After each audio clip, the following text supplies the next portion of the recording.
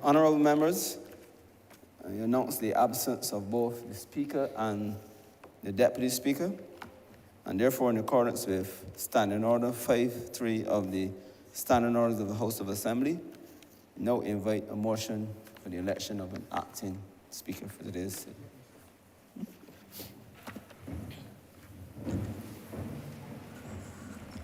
Honourable House, in light of the information received from the Clerk of Parliament, I therefore beg to move a motion that the Honourable Member for the constituency of St. Thomas, the Honourable Member for St. Thomas, be elected as the temporary Speaker for today's sitting.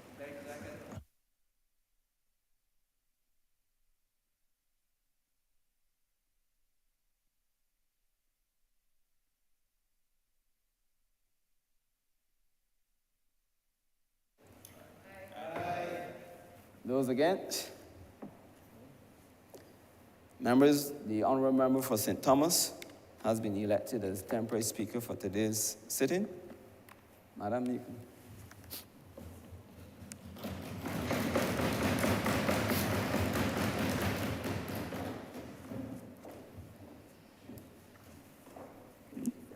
She's going to stand, we're going to do praise. We're going to do praise.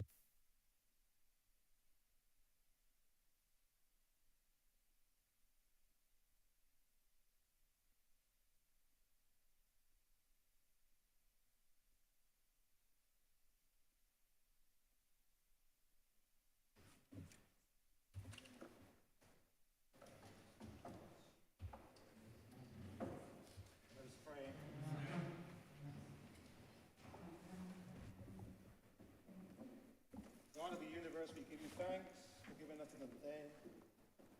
We ask your blessing upon our nation. Bless the work of the members of this house, especially Honourable Cynthia Ford, presides over this session. May they work together to bring solutions to the pressing issues of these days. In Jesus Christ, our Lord. Amen. Say the Lord's Prayer. Our Father, who art in heaven, hallowed be thy name. Thy kingdom come. Thy will be done on earth as it is in heaven. Give us this day our daily bread, and forgive us our trespasses, as we forgive those that trespass against us. And lead us not into temptation, but deliver us from evil. Thine is the kingdom, the power, and the glory.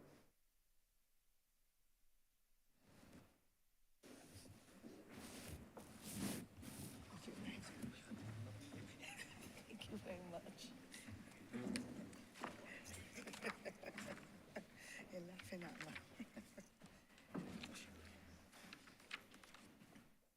Thank you.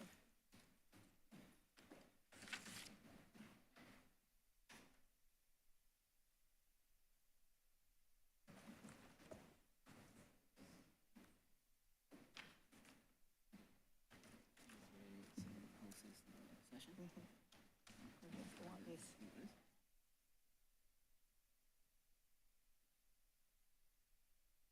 Stand, stand, stand.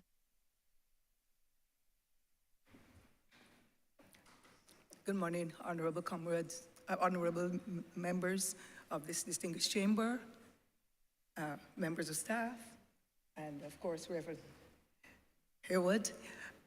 This session, this house is now in session.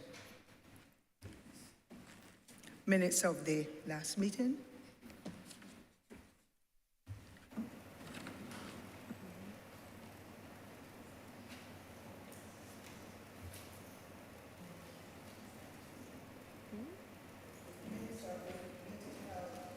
On Tuesday, October the 25th, 2022, and Friday, October the 28th, 2022, to be confirmed. Honourable Member of Government Business, please. Thank you, Madam Speaker Acting. Gives me great pleasure to welcome you to the sitting this morning and to certainly hear you say that this House is in session. I'm sure that you will give it the usual flair and distinguished personality that you've brought to service in other aspects of this House. I therefore move that the minutes of the Tuesday, October 25th and Friday, October 28th be confirmed.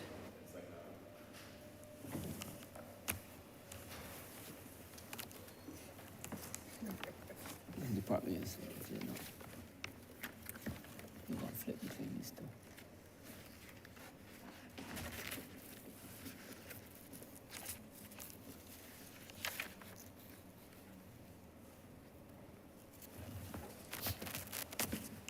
If there are no corrections or observations, then let those minutes stand confirmed.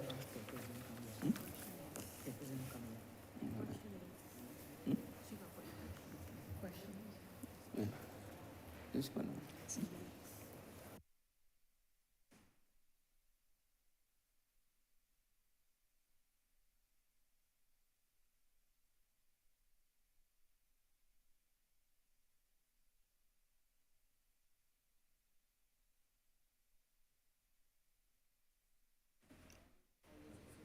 All those in favor, please say aye.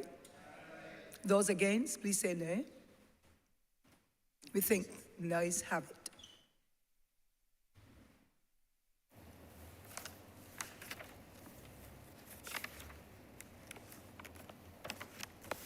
Announcements by Your Honor, the Speaker. Messages from Her Excellency the President. Petitions, papers.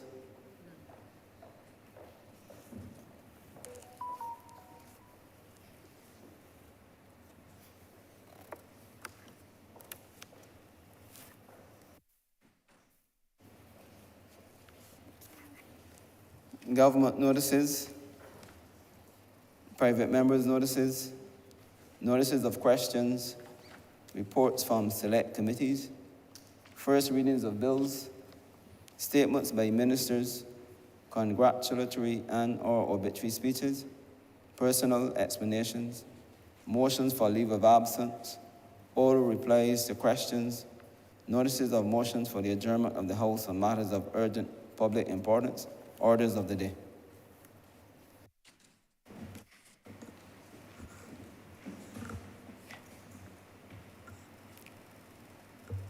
Madam Speaker, acting, I beg to move the suspension of standing orders 6, 16, 18, 20, 42, subsection 5, 43, and 44 for the remainder of today's sitting. And the question is that those standing orders, as mentioned, be suspended for the remainder of the sitting. Honourable members in favor, please say aye. Those against, please say nay. Methinks the ayes have it. Government's business is now the order of the day.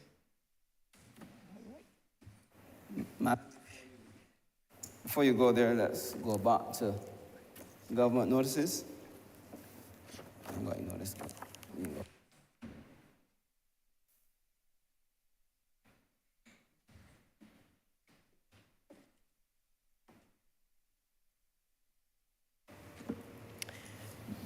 I beg to give notice of a resolution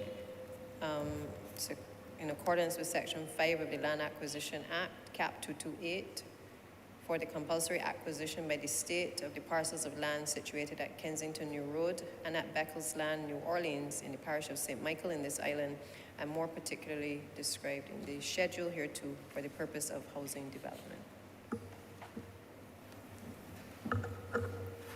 Revert to government business, ma'am. And order number 7, in name of the Honourable Minister of Housing, Lands and Maintenance, to move the passing of a resolution in accordance with Section 5 of the Land Acquisition Act for the compulsory acquisition by the state of the parcels of land situated at Kensington New Road and Beccles Land, New Orleans, in the parish of St. Michael in this island, for the public purpose of housing development.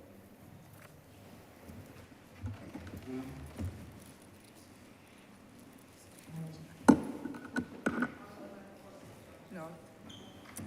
South, excuse me, Honourable Member for St. George South, Minister of Housing and Lands. Thank you,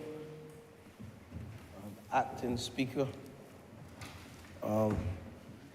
It gives me great pleasure to stand here this morning, what they call an historic moment for me, because the member in the chair, I never thought I would see that member in the chair, because I spent many days in this chamber on the other side, where the present member in the chair, along with some members on this side, the member for St. Michael Southeast can recall, and also some of my other colleagues. I spoke to one last night, the former member for the city, and the acting speaker, Madam Acting Speaker, was one who spent days and nights tutoring us in how to conduct ourselves in this Lord Chamber.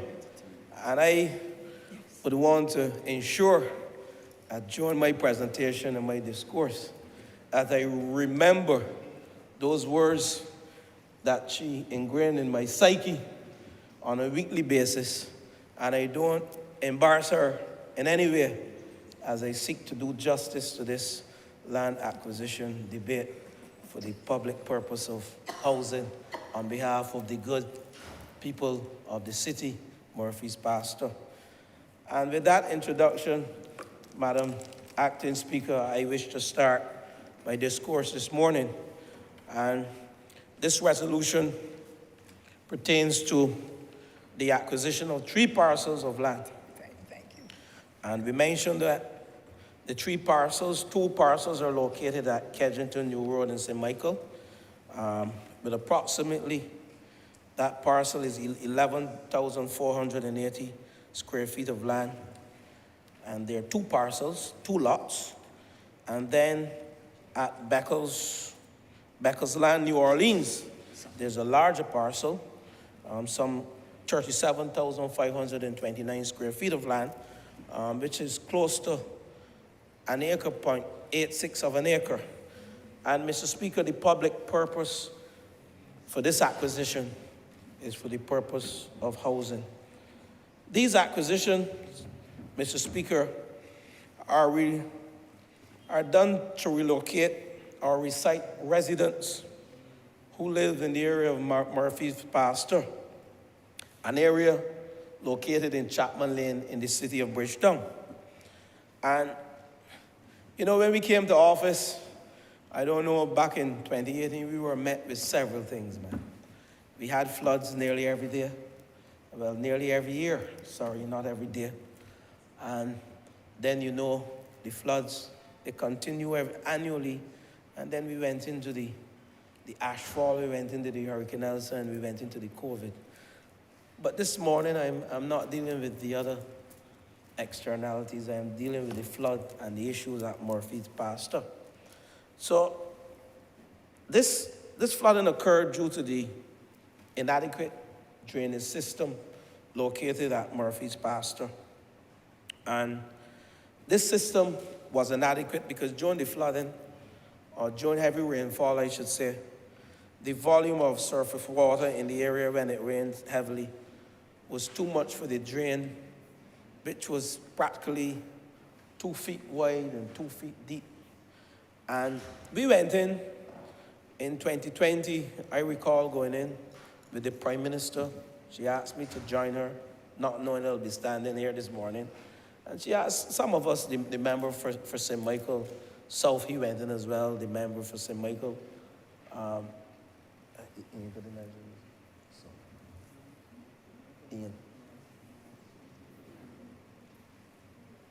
Ian got in.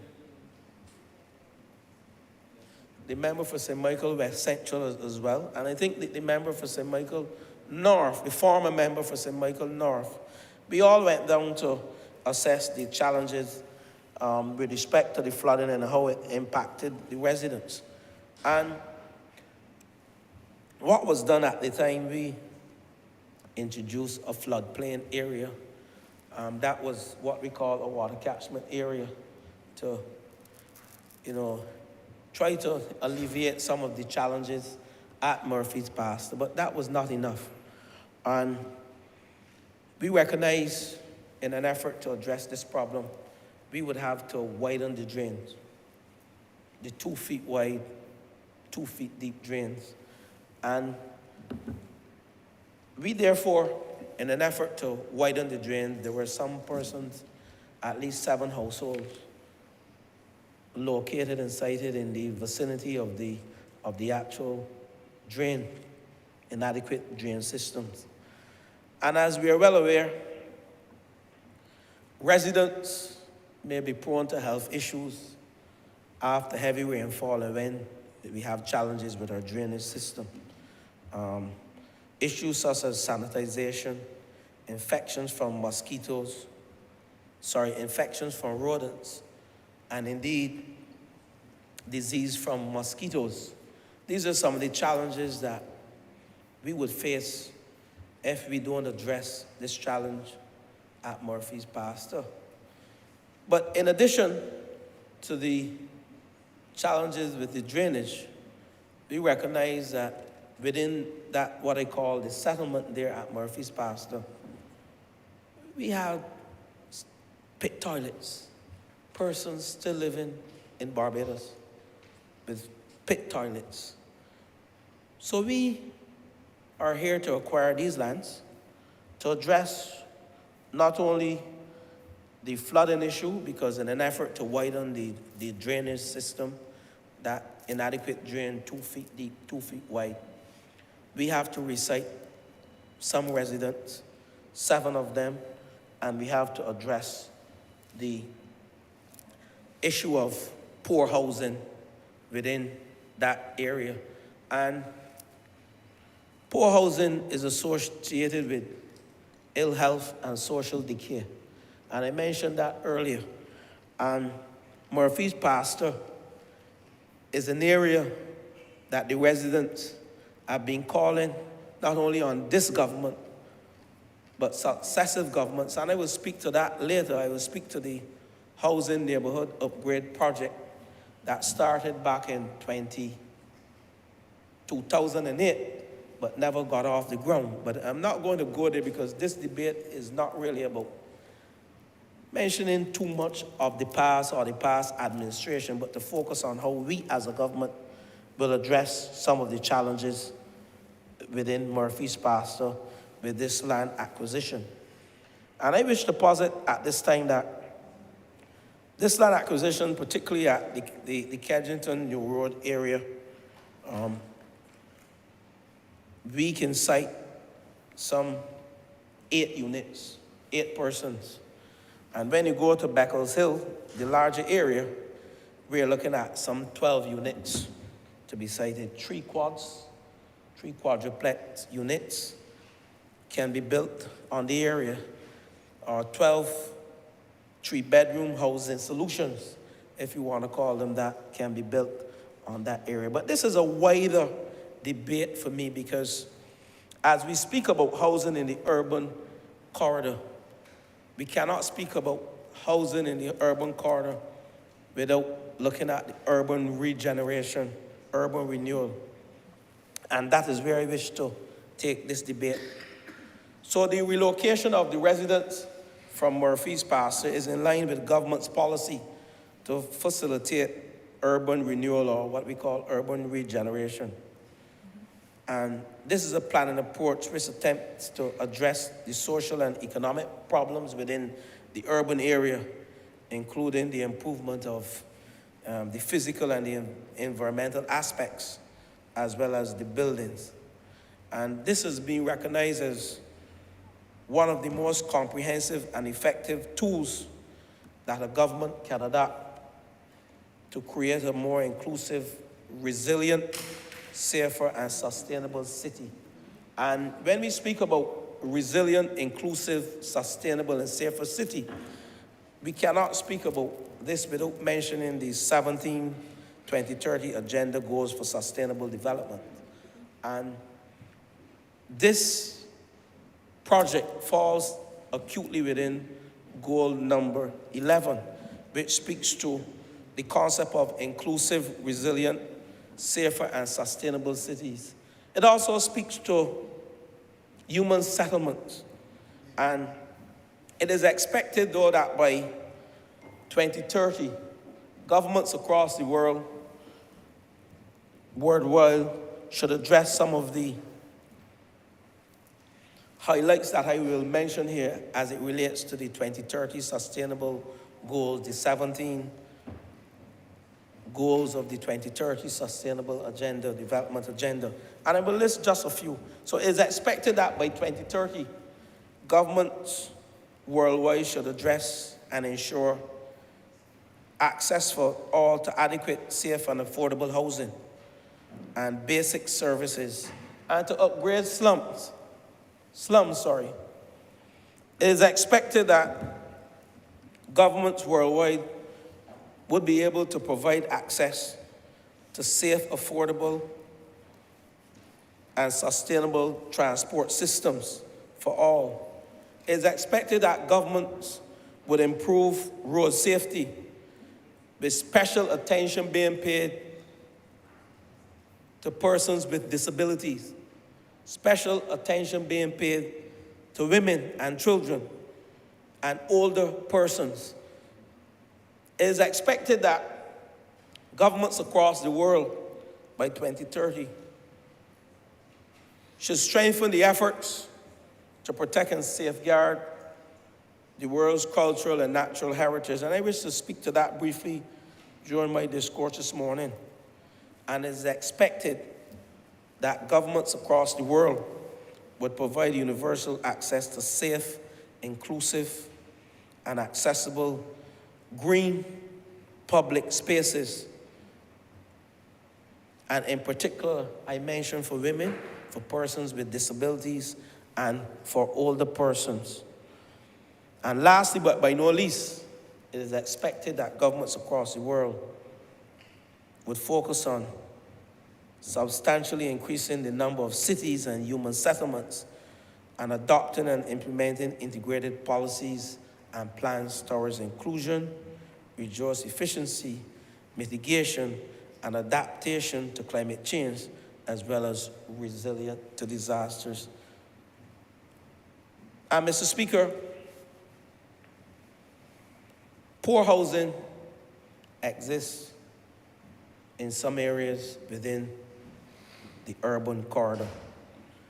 And access to basic services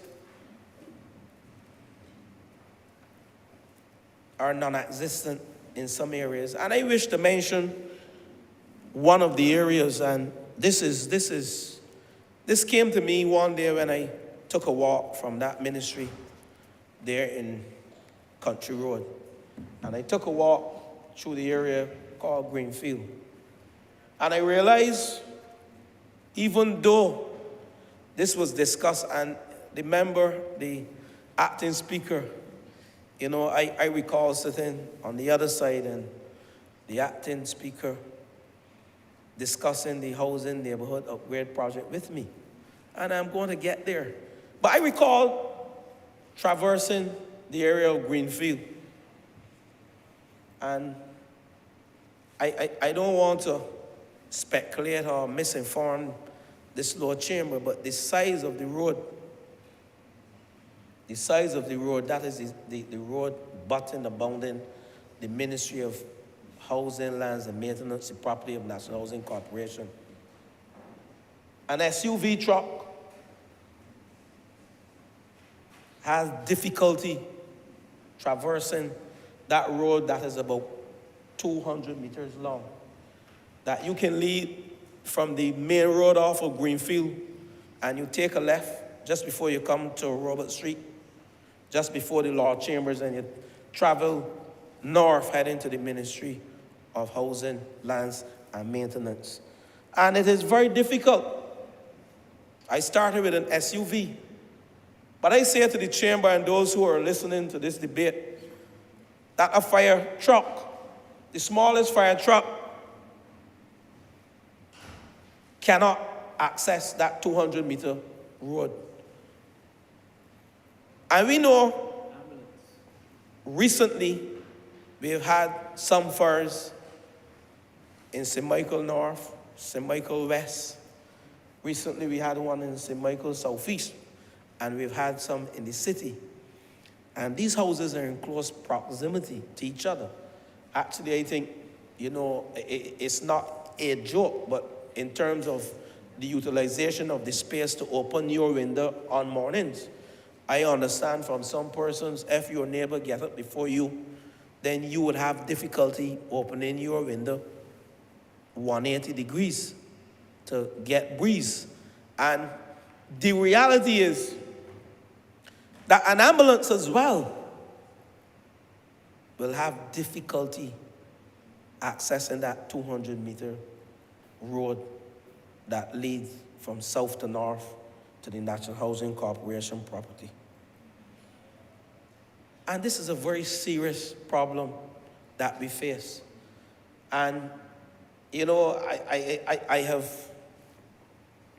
asked myself to be a bit measured this morning because I can get a bit emotional with respect to what was not done and what should have been done. But I'm going to stay the course as my colleague, member for Christchurch West, my senior minister. He holds my hand in this chamber pretty often to keep me grounded. I'm going to stay grounded this morning because for me, we had the opportunity years ago to address this problem under the Housing Neighborhood Upgrade Program. We had the opportunity to address this program, these problems, when in 2008, the IDB provided a loan co-financing between the government and the IDB. The IDB provided $30 million US. I will repeat. The IDB provided $30 million US to address challenges in a pilot project, 4 pilot sites identified at Castle and Greenfield in Bridgetown, Gardens Land in St. Michael, and again I said this is an historic occasion because I'm speaking about the member for St. Thomas, Allen View in St. Thomas. These were the pilot projects identified under the Housing Neighborhood Upgrade Program to address what I'm speaking about in the areas of Greenfield and Castle and the Garden Land. And also Allen View was the only rural area as a result of persons living within the vicinity of the cave. And we never wanted to allow pollution to impact the cave, the stalactites and the stalagmites. Those of you who know the cave would understand and who know science. I don't see my member for, he's just gone to the bathroom, the member for Christchurch, West Central.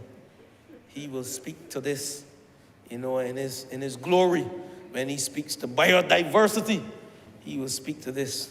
I don't know which sphere he's in today, but he may be in a different sphere today.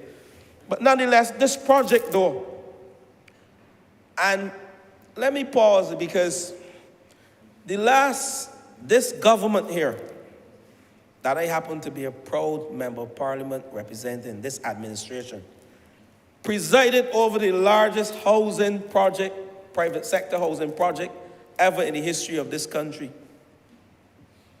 under Owen Seymour Arthur, former Prime Minister. And the Housing Neighborhood Upgrade Project, I will let the public know that it is this administration in 2007 who initiated the Housing Neighborhood Upgrade Pilot Project to address the decay in housing in these areas, to address the problem in Allen View. But we lost the government in 2008, and in comes trouble in 2008. January 16th was when the IDB signed the loan for the $30 million, January 16th, 2008. So this has nothing to do with the last administration. All they had to do was to what? Execute, execute, execute. They did diddly squat. So we must be credited because we recognize the importance of housing to our people. And there's a saying that I have: if you don't know the why, then how would you know what to do? if you're not philosophically grounded in why this Barbados Labour Party administration understood the importance of addressing housing in the urban corridor and urban regeneration and urban renewal. So we were philosophically grounded. We knew that if we addressed these problems, we would solve a myriad of problems: social decay, ill health, drainage issues, utility challenges, crime, the density situation within households in the urban corridor. So we were philosophically grounded in why we sought this loan and this pilot project, to address housing issues, to address settlement issues, to address wastewater runoff issues, to address drainage issues. That was the whole gambit of the housing neighborhood upgrade project. We recognize that we, in an effort to address the housing situation in the Cat's Castle and the Greenfield and the Garden Land area, not so much in the Allen View area, we recognized there was a sewage problem going into the cave, so we had to include the rural St. Thomas to address that. But we recognize that in an effort to address what we call the decay in our housing stock and ill health,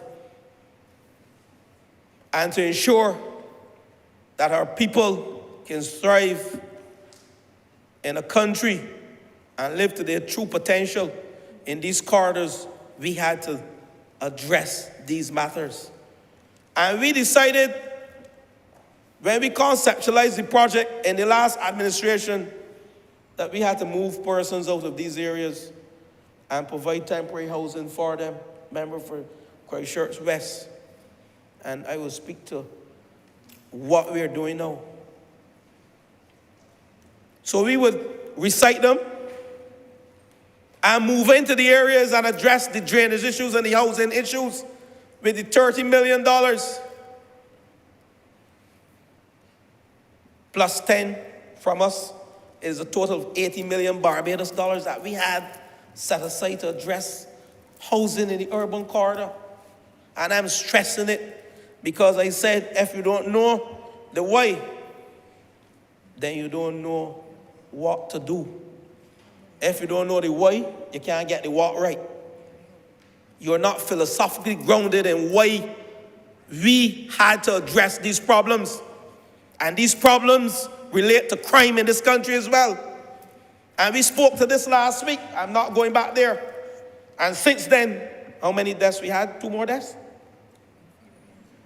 And in the area of the city where we are seeking to address these challenges, if you don't know the why you're doing something, then you don't know what to do. They were not philosophically grounded in this project. So the why was missing. So it's quite obvious the implementation and the execution was off. So what is the result of what they did? I'm going to get it right for you. 60 million Barbados dollars given to the IDB, given by the IDB to the government under our administration.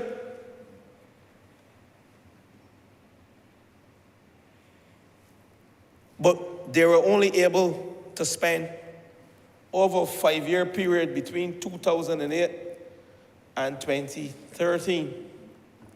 They were only able to spend 17.3 million Barbados dollars. And, you know, these are people who came, who cleared that they were brighter than the 10 of us over there.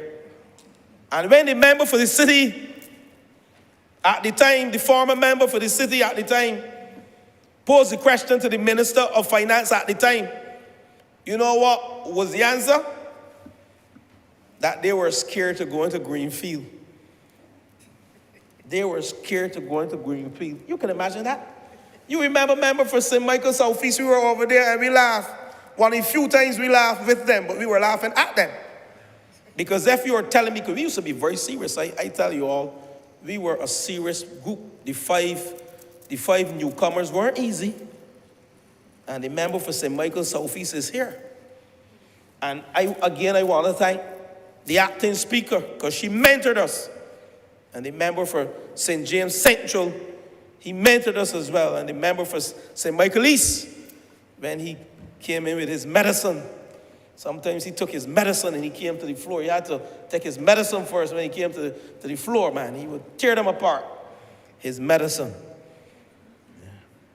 But at the end of the day, this government that I represent has a proud track record. And I want to list some of the achievements in the urban corridor. And I have them here under the last administration. We built more than 150 new homes between that period, 2003 to 2008. Yes. We repaired over 200 homes. Almost over 50 households who could not afford to pay their homes connected to the South Coast Storage Project. They could not afford to pay, but they had their homes connected to the South Coast Storage Project. Those are some of the things we did. We constructed RDC between the period 2003 to 2008, constructed 67 new community roads costing $20 million, 12.8 meters, benefiting over 800 households. This administration has a proud track record in addressing housing issues in this country. We're debating a similar matter that was started back then to address the housing challenges in the urban corridor. But Madam Acting Speaker, what I'm speaking about though, and I mentioned it earlier, the urban regeneration, this is part of a wider project on the urban regeneration. And I mentioned the 2030 Sustainable Development Agenda, where there are 17 goals, and this is pillar 11. There are 17 pillars, and this is pillar 11 that I'm debating today. The concept of inclusive, resilient, safer, and sustainable cities. And Madam Acting Speaker, the silent housing revolution that we have embarked upon since last year encompasses urban regeneration in its different forms. And I will list quite a few of them. The construction of affordable, resilient homes with an energy efficient component, as evidenced by Hope Inc., as evidenced by the East-West project, and recently the Cabinet approved for us, for the Ministry of Housing, Lands and Maintenance, and for Hope Inc., through Hope Inc., to access the Housing Credit Fund to allow us to purchase 350 hardwood houses, and the delivery will start at the end of this month. So by the end of the financial year, this government has just embarked on another project to import 350 hardwood houses. And you can clap, you must give yourself a round of applause for that. So East-West 150 this year, this financial year, the light gauge steel houses, and I will speak to that project because that's part of the urban regeneration. I'm going to get into details on that. Then another 350 hardwood houses by the end of the financial year. That's already 500. Then we have the Hope Inc., who are building at Lancaster and at Poole, and soon to be in St. Lucie, Colleton, and soon to be in Coconut Walk, sorry. That will give us another 700 houses. I am not sure if all will be completed by the end of the financial year. But we have 20 at White Park Road. We have Allen's Court.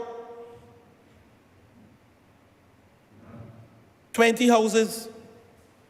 And I mentioned 20 single units. Soon to be ready before the end of this year. Before the end of this calendar year, sorry, not financial year. So before December, 20 persons will occupy units at Allen's Court and White Park Road, where we have built 5 quadruplex units.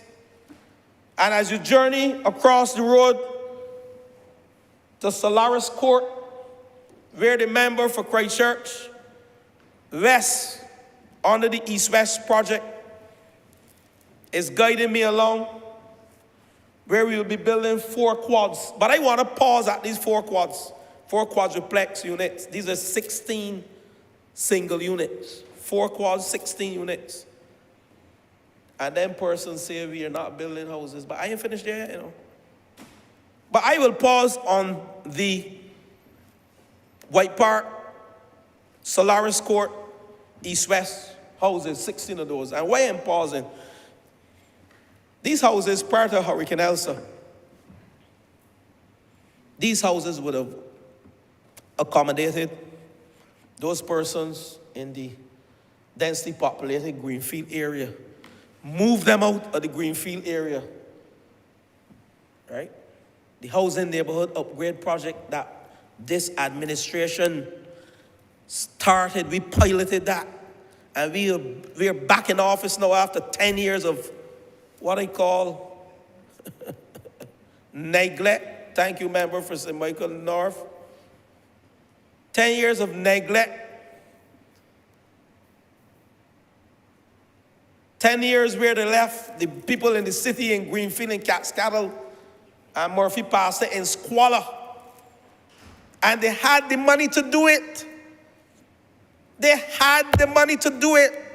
They had 60 million US dollars, 60 million Barbados dollars from IDB, 30 million US dollars from IDB. And we co-financed, we made it up with 10 million US dollars. So it was a total of 40 million US dollars for the project, where you can move those people out of Greenfield and Catskill, fix the issues, the drainage issues, fix the utility issues, fix the water runoff issues, waste disposal management issues, and then ease them back in.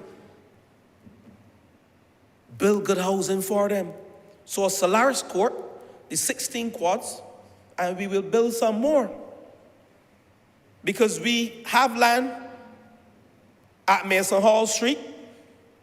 Only recently I visited, and I'm saying the reason why we have to clean up these areas. I'm going to make a note because I want to get back on track. But I need to give you this example, the public. Some officers from the Ministry of Housing, Lands and Maintenance went to Mason Hall Street to look at lands owned by the ministry, some lands owned by the ministry, and looking at some derelict properties next door to the lands that we own. And listen to me carefully. When they approached the door of one of the properties and they asked a question, someone with a cutlass came out. I don't want to describe the person as a vagrant or whatever, vandal. I was not there. But whoever he was or is scared the daylights out of the officer who went to Mason Hall Street only to assess the availability of a vacant lot with a derelict building on it, so we can clean up the city and give people what we call proper housing, resilient and affordable housing. so we can improve their social standings, so we can give them the opportunity to revive themselves in an area that wants lit and wants revive, is an excellent commercial city, a place where people will want to do business, go to school and earn a living, recreate. So you understand what I'm speaking about. So this resolution, one of the properties occupies a derelict building on it. That's the one in Kensington New Road. And the next property, which is at New Orleans, Becker's Land, has encroachments running away with bush. And we can't allow our city to go into decay. And I mentioned poor housing is associated with ill health and social decay. There's a direct correlation between poor housing and ill health and social decay. But so the White Park Road quads, I'm back there. We're going to move persons out of Greenfield. We also have land at Exmouth, which is in St. Michael Northwest, but in the abounding St. Michael West. And we intend to build some resilient housing there too. Whether it is high-rise, whether it is quads, we are still debating that. I have my take on it, because I believe there's still a market for high-rise accommodation. Then we have to discuss whether we're going to amend the Condominium Act and give those persons the opportunity to have 30-year rent to own and then own the properties. That's how they live in the first world. So these are some of the things this government is doing. We didn't get to execute. We knew why. And we knew what we wanted to do. The why was there. But we didn't get to execute it. We are philosophically grounded in the need to produce resilient, safe, and affordable housing for the people of this country. And as I speak to you, those persons within the urban corridor. But Mr. Speaker, Madam Acting Speaker, this project will be executed by the Urban Development Commission. And I wish to reference some of the work that the Urban Development Commission is doing. Urban Development Commission, they're actually responsible for the Murphy's Pastor Redevelopment Project. And there was a 2020 report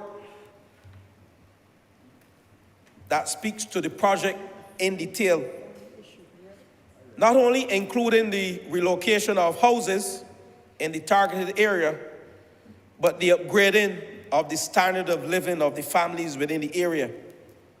So we're not just going in to build housing, we're upgrading the standard of living of the people within that area. And I'll speak a bit about the project. So the Urban Development Commission, under the Murphy's Pastor Redevelopment Project, the goals were to identify the major flooding areas and the clans affected. That's goal one. They've identified the flooding areas, and we are now moving 7 families. But understand, we are moving 7 families, but we have accommodation for 20 families. We have accommodation for 20 families. The project, the other goal is to determine the current living standards of the clans most affected by the flood waters. And a critical goal of this project was to identify derelict structures or vacant lots that could be utilized for the relocation of clients identified. And here we are. We have identified lands with derelict properties and vacant lots running a bush. And the other aspect, which I am dealing with right now, the Urban Development Commission goal was to ask the Ministry of Housing, Lands and Maintenance to acquire the lots within the vicinity of the Murphy's Pasture and to construct housing solutions or relocation of existing structures. But UDC will be executing the construction of these houses, and the Ministry of Housing, we have acquired the land. But Madam Acting Speaker, I'm having difficulty getting accustomed to you in the chair because I'm accustomed to you mentoring me from the floor. You can't mentor me from the chair. You can only guide me to maintain discipline and order. So Acting Speaker, Madam Acting Speaker, there are other aspects of the urban renewal and regeneration project. And there are aspects within the urban corridor of creating public spaces and green spaces for recreation, relaxation, and entertainment. And the members are well aware, and the public is well aware, that we have executed the Golden Square Freedom Park. That has provided a green space, a recreational space, a place for cultural display, where persons can also view historical artifacts, search for their family names, they can play sports in there. I see two wonderful road tennis courts in there. Remember for St. John, there are two wonderful road tennis courts in Golden Square. I want to thank the National Sports Council. I haven't played in there yet, but I will play. I think the member for St. John, he's signaling that he must play me in there. I don't know if we can do it for independence. But one can see how we have brought a dying city alive by just implementing one basic project. Well, not basic, it is a fundamental project. Don't let me use the word basic with that project. It has historical significance. Golden Square Freedom Park. But that is not the only project.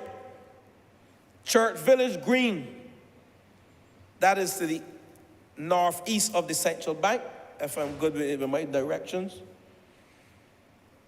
That used to be an area that once had housing, densely populated, and we were able to move those persons from there to Lower Burning. And now you have the green, the Church Village Green. Picturesque and lovely. You see tourists going there. We cleaned up that area. We know what that area gives in this country. We know some of the challenges we had with that area. And I'm not finished yet. The Constitutional River redevelopment. That is all part of the urban regeneration and renewal. And soon to be along Halls Road, you will see a commercial village member for St. James South. The kiosk, I started it, the groundwork, and I know the member for St. John. He has paid it a visit already, and we have plans. I'm not sure how many kiosks, but I heard he is taken where I left off, and he has increased the number of kiosks he wants to put there. So look at the Constitutional River redevelopment phase 1 and 2. The redevelopment and the reuse of the Treasury building. Again, bringing some life back to the city. A place that will attract not only tourists, but commercial activity. Bring some life to it. That's what the urban regeneration is about. So that when people see our cities, whether it's Bridgetown, Old Town, Oystons, Warrens, now Warrens, St. Lawrence Gap. I ain't afraid to speak on St. Lawrence Gap. I ain't afraid to speak on St. Lawrence Gap because redevelopment must occur there. It must be done properly. It must adhere to all environmental regulations, tongue and country planning approval. And I heard muttering behind me, but nonetheless, I will steer my course. I will steer my course. So the redevelopment and the reuse of buildings in our towns, that is part of the trust. Not only to bring housing to those cities, not only to bring commercial activities to those cities, but you know, and I'm not afraid to say it, when those persons who engage in deviant behavior see a lot of light, they tend to shy away from the light or the lit areas, the well-lit areas. And there's some scripture in the Bible that says, the evil people like darkness. No, I am not going there. I am not going there. You all put me in trouble, remember, for St. Peter.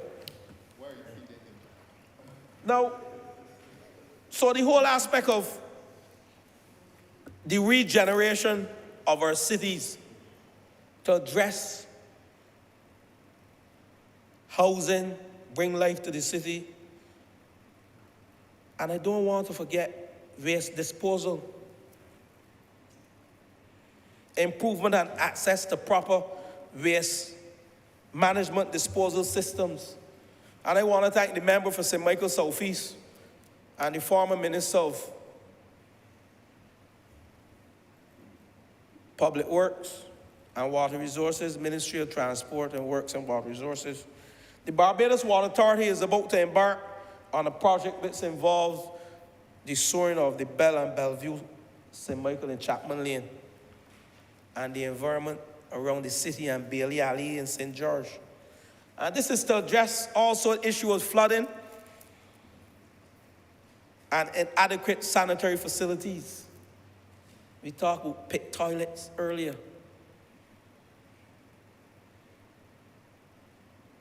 And we have identified in the Chapman Lane area some of these challenges. So we intend to install modern sanitary wastewater collection systems and transmission systems, ensuring access to sanitary facilities for these households. And we expect member for St. Michael Southeast to complete this project, she's saying, within a 3-year period, and we have started. And that's what the regeneration of the urban area is about. The redevelopment I mentioned and the reuse of the Treasury building, this is in the city, dead in the city, in the heart of the city. It is envisaged that this building, and we did that debate in here some months ago where we invested the Treasury building into BTII, Barbados Tourism Investment, Inc. And this building will be a mixed-use space with public access and commercial activities and residential opportunities. And we're using green building technologies and materials which will be incorporated into the design of the new Treasury building. So Bridgetown redevelopment is also part of the urban regeneration and renewal. And I heard the member for St. Michael West, when he was at Queen's Park some weeks ago, where we were in our joyous mood, and the most memorial occasion for the year for us, where we came together as a team, and we allowed Barbados to know what we're doing as a party and as a government. And he mentioned how the steel shed will go to the NCF. That is another project that will bring some life into the city. So, Madam Acting Speaker, I stand here on my feet this morning, not only to talk about land acquisition,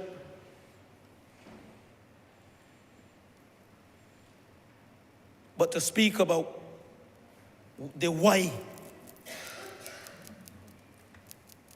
the philosophical moorings that we have as it relates to addressing challenges within our urban corridor, the why. And I articulated to you the what. Because we know why the housing neighborhood upgrade project was initiated by this government back in 2006 or 7. And we know the end results, what we wanted to achieve. So access to housing and improvement of the living conditions within the city and the environs is a critical part of this acquisition that we're here debating this morning. And I said earlier that the National Housing Corporation started the process where we built some 20 units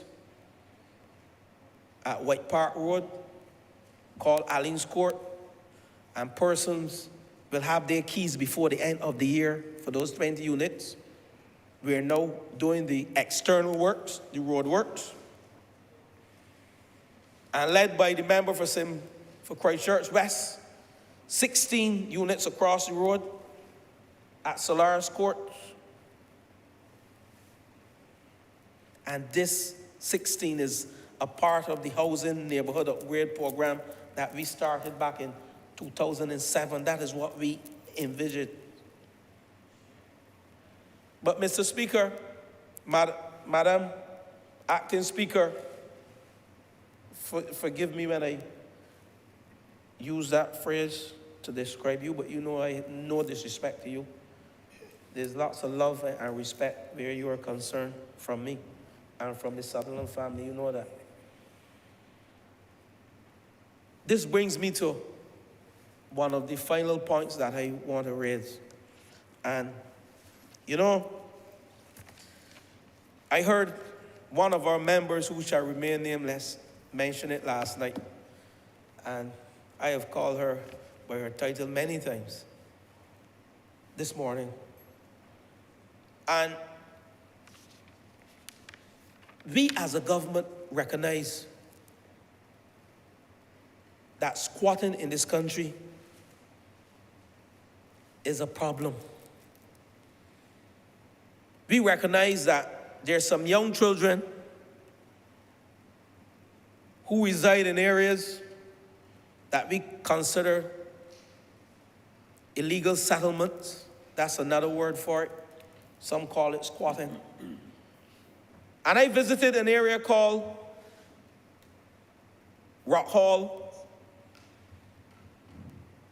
And I hug up and lift up some little children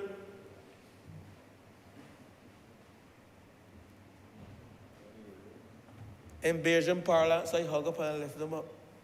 Brought some joy to them. I even pulled my pocket, because when I see children, that's the future. 50 years down the road, one of those children might be sitting in this chamber.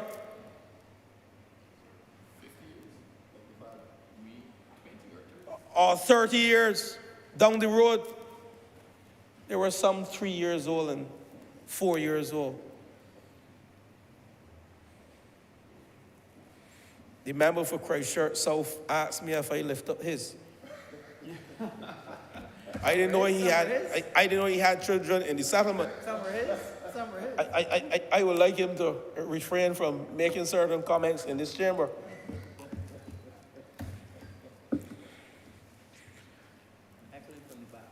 But, Madam Acting Speaker, I hug those children. Some walk with me as I assess the settlements. And I stumbled on a house at Rock Hall with 7 water meters. I'm not hiding. You can go up there and see it. There's nothing to hide. 7 water meters at one house. And I stumbled into some homes where they have electrical connections.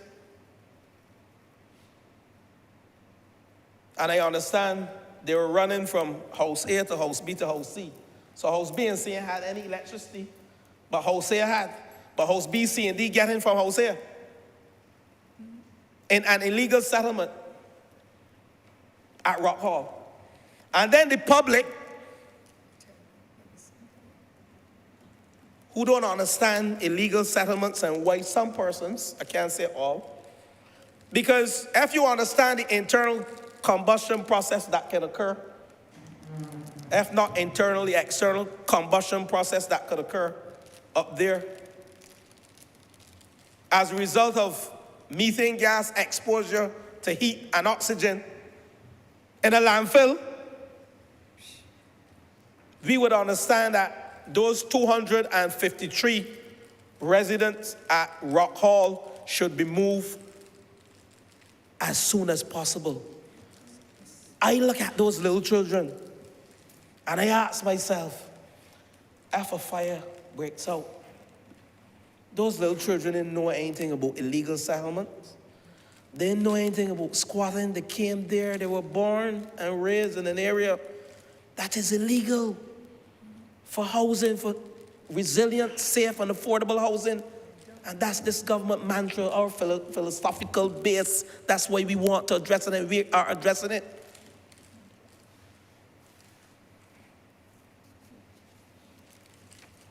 And when I hear people talk about government is providing housing for foreigners, I hate to hear that term.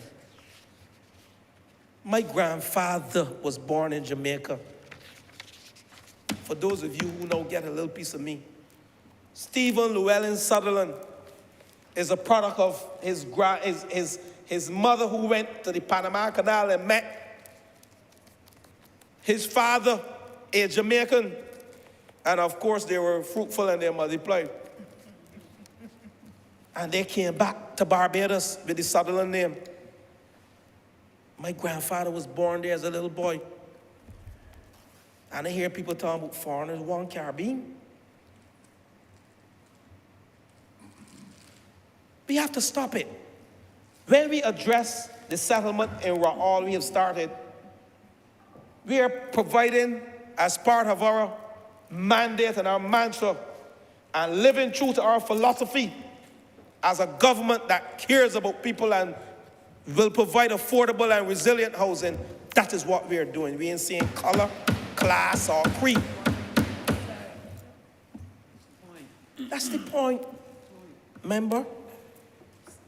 So those 253 persons who are up there, we have started the process. We have built some 22 houses at Carpenter's Glade in St. Philip, what we call Parish Land Extension. Then we went further at Leadville in Christchurch. We have 4. Sorry, Parish Land Extension have 20. We have some in Carpenter's Glade, 25. Concordia Gardens, we are currently, this is south of Her Majesty's Dawes Prison. No, north of Her Majesty's Dawes Prison. North. Directly opposite. Looking north. If you're looking north-south. 160 lots will be provided. And we have started the road works. We are constructing the roads as I speak to you. And we will provide 116 lots so we can get those persons out of Rock Hall. And I challenge anybody who want to question this government and us providing housing for these people. Just ask yourself, when your children sit down in school next to these children, are you going to tell your child, don't mingle with these because they live in Rock Hall? There are squatters that live in an illegal settlement. You're going to tell your children at school, don't mingle with them? don't interface with them, don't call at your house for your son or your daughter? What type of Barbados we want to create? Not under this government. Not under this government. We know the why, so we understand the what. We are philosophically grounded. We are. So Rock Hall, we intend over the 3-year period to have those persons move, and we have started the process. Interviews have started, and we know that persons who went there after February 2020, because we told the country we came to these chambers, I think the member for Minister of Housing then, told the public that any person who set up a dwelling structure, dwelling house, or shanty, or commercial business after February 2020, we will not be assisting them, and we will push them down, we will move them, we'll bulldoze them down because you didn't listen to us. So while we are helping, we are not encouraging persons to take us for granted and misuse the law. Because we came to Parliament and we said after February 2020, and some persons have erected structures after February 2020. A member for St. Philip West, we have been moving them. We demolished some months ago, but the focus shifted because we had to do some other things. But we are back in Rock Hall now, making sure that those settlements, those houses, that were planted up there after February 2020, we are moving them. And I signal to all those persons, and you know who you are, we have asked you to come into National Housing, let us discuss with you at the Ministry of Housing, Lands and Maintenance. So we don't ever, as a government, want to use brute force to do things. We believe in coercing people and having discussions. And we, as a government, recognize to our faults. And I've asked people to understand that the last administration, they didn't know why, so they couldn't recognize when they made a mistake and go back to the public and say to the public, we are sorry and we intend to do it this way, or we want your input to how to get it done. And that is what this government is about. And that is what this silent housing revolution is about. We have done our social surveys. We have gone into the areas, Greenfield, Murphy's Pastor. At one point in time, persons wanted to know if our Prime Minister had a house down in Murphy Pastor. Because the Prime Minister spent nearly every weekend in Murphy's Pastor. And the member for Christchurch West, he can tell you, this project, the Prime Minister don't let us sleep on this project because she recognized the need to impact those persons who are vulnerable and those persons who are living in squalor. We need to move in haste. And we have no time to waste, and persons telling us we're too hasty. When you have people living in squalor, we have to move with alacrity, we have to move with haste. So we can't be twiddling our fingers and say, well, when we get to that, we will do it. That's why the $30 million by the IDP went back. That's why only 13% of it was spent. And I don't even know if it was spent on the housing neighborhood upgrade project. That is debatable. I don't know whether it was spent on dealing with these issues. I want to see it a day when we can do a test, or when we will do a test. The member for Christchurch East, we have to do a test with a fire truck traveling north-south in Greenfield. Right now, it can't get into Greenfield. So we have to remove the persons from in there, address the issues, and then allow. We are not bringing it into, we are just bringing it in to make sure that if there is an emergency, an ambulance and a fire truck can get through there. Cannot get through there, send one through there, member for Christchurch East. If you doubt me, I walk through there. And afraid like the last administration, who said in this chamber that he did not go, or the team did not go into Greenfield because they were afraid. That's what they said to the member for the city when he sat there and he questioned them. The member for St. Michael Southeast, she was there too. And I said earlier, it is one of the things that we laugh at them, not with them, because we were very serious. The 5 of us new members in 2013, we were very, very serious in our discourse in this Lord Chamber. Thanks to the guidance of the member who's sitting in the chair as speaker today. I also wish to mention, I now see my good friend wink at me, member for St. Philip South. We just approved, he just winked, he was here every since. We just approved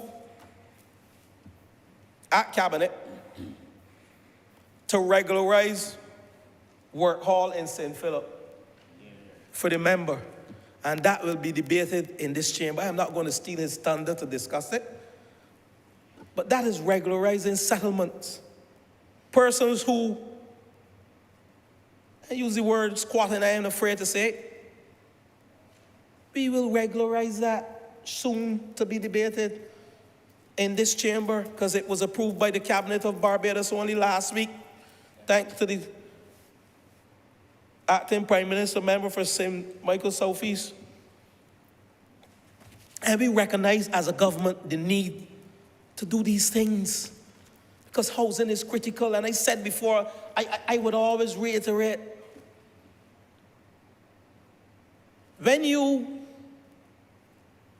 get a correspondence from the electoral office to cast a vote, it has an address on it to a residence. When you get a tax bill, it has an address on it, a residence. When your children leave from a place to go to school, it is a residence. When they come home, it is a residence. And some of them come home to do homework. I sat last night when I got home with my son. We have electricity. And I'm telling you, there are some challenges still in this country with persons without electricity. And how can these children do their homework? Smart lamps. You call them that, member for St. Thomas? No, we going past that. And we're all, if member A, who's providing water and light to member C, D, and E, decided someday that they're not giving them, how these children are going to have a bath and how they're going to do their own work?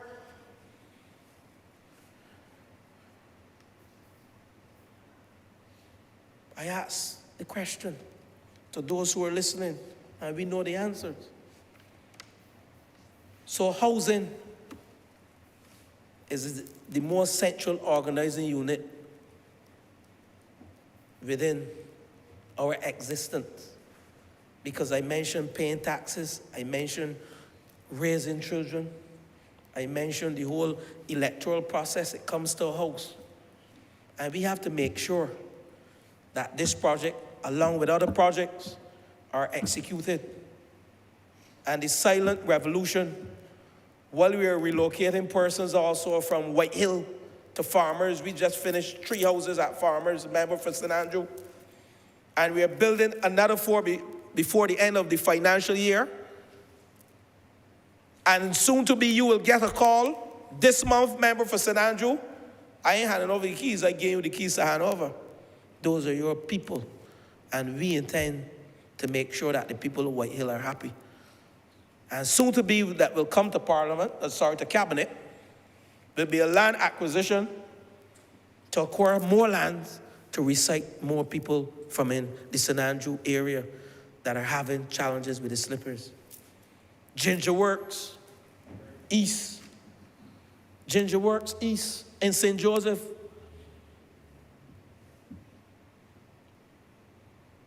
The member for St. Joseph is having challenges with slippage in the Bathsheba area. And I know persons have been allocated lots there. And by the end of this month, we will have the road works finished so that we can properly lay out the lots. We don't want to do like the last administration because you have to get your coordinates right. And when you have a road, the member for Christchurch West, he can tell you, it is improper to allocate houses on land without infrastructure. It is improper. Some of us do it, but this government will not do it. And I know it has taken a little bit long, but we want to do things the right way so we don't have any repercussions. So ginger works. And soon to be, I cannot speak and leave out my current Prime Minister. We have challenges in the Pine. Density issues, the oldest estate, electrical problems, and I heard about them on the radio yesterday. That's why tomorrow we are going to Simatias as a team to address the same way we went out as a team when we had the problem with the storage and the member for Christchurch West constituency. And if you are free tomorrow, you can join us, senior minister, in Simatias tomorrow morning. We are going as a team, house to house, door to door. We're inviting the media to address any electrical issues that they are presently. But I don't want to go there because we're going to have the time to discuss this, because we have spent millions on electrical upgrade in those units across more than 35 estates. We are not perfect. We were hit by several issues, externalities not imposed by us, and we were shut down. We can't work for a while. And you know the myriad of challenges. I don't have to repeat them, whether it's storm or it's COVID. Haynesville is completed. Haynesville is completed. The electrical upgrade and wiring in Haynesville is completed. But I will bring truth to the people of this country tomorrow, because I intend to speak truth to power. That's what we say. I intend to speak the truth. And I will ask, I don't want to veer too far from this substantive debate, but I ask any persons who are having challenges with the electrical upgrade. We have an open door policy at the Ministry of Housing. We don't have no special hours for you to walk in. I don't have special hours for people to walk in. People walk in from any part of the country to see me as the present Minister of Housing, Lands and Maintenance. And I see them, albeit if I have 1 or 2 meetings. Up to this morning, someone came to see me. And I was busy trying to get the last piece of document as it relates to these relocations. But they were attended to. And that's what we are as a government, to address issues, whether we're in office or we're on the road, and don't turn back people. Ain't about turning back nobody. They don't turn us back when we go to ask them for the X. So we shouldn't turn them back. Come in and sit down. If you don't see me, you see the officer. And we will seek to address your problems. And I was mentioned the Pine. There are several things we did back in '96 with the airport relocation project that I have here listed. Airport relocation project, some 68 houses. Finished thus far. This started in 1996 under who?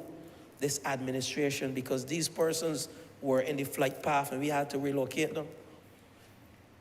Started in 1996. You cannot question this administration commitment to addressing settlements, whether legal or illegal, but once people are housed in settlements that we recognize are not resilient, safe, we address them to make them safe and resilient.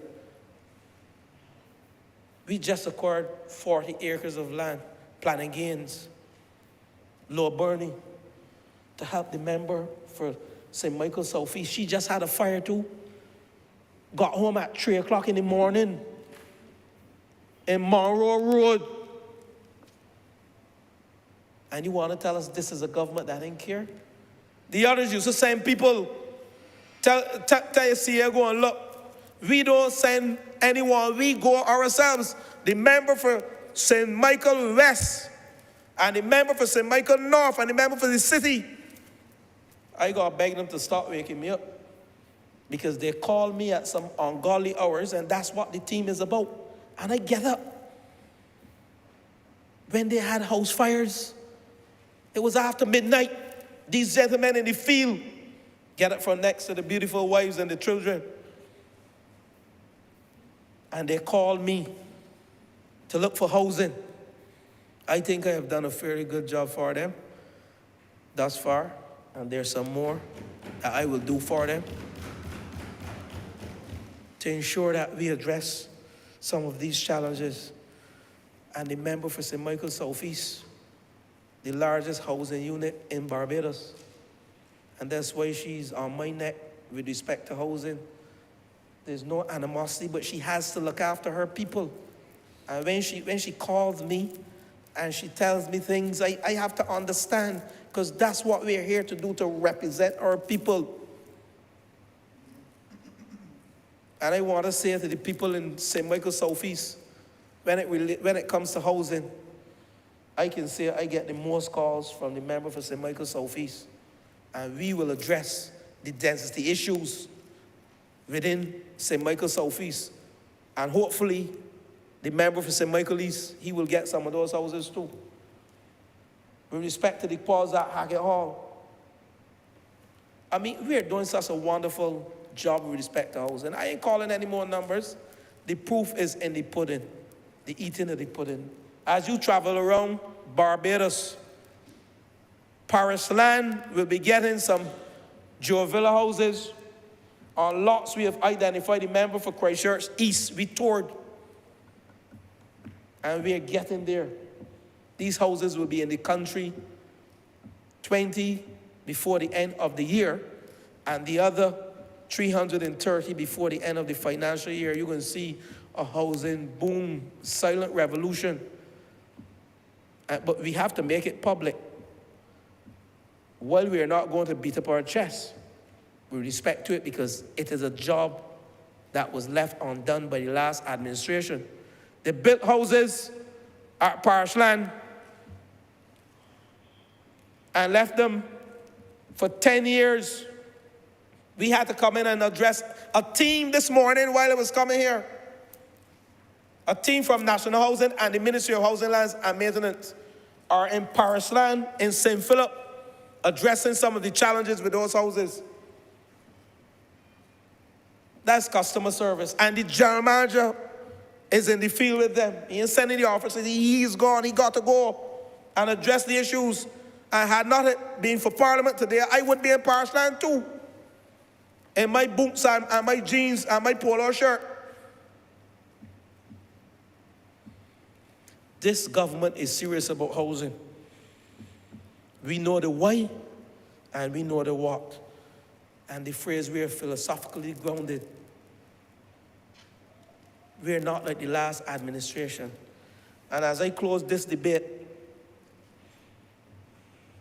we will have, well, as I close my presentation, not this debate, it's not my will to close this debate. The member in the chair will sanction me for using those words. Sorry, Madam Acting Speaker.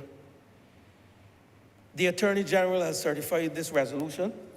The member for Christchurch East, I saw your signature on it. To compulsory acquire the 1,066.6 square meters of land at Kensington New Road and 3,486.6 square meters of land located at Becker's Land, New Orleans, for the public purpose of housing. And he said it is in order for introduction to Parliament. And I've just spent the last hour speaking to you with respect to this resolution. And it is our will as a government that the people of Murphy's Pasture, along with the other 13 persons or families who will move from wherever, and that will be decided by the Urban Development Commission and not by the National Housing Corporation. It is our will that these lands, if we can put some Joe Villa houses or some East-West squads on these lands, so that those 7 families who are living in not so comfortable dwelling places will be able to recognize the efforts of this government and to ensure that their children can come home and do homework, and to ensure that the environs around Murphy Pasture with the canal is addressed in a meaningful way to ensure that we have sound environmental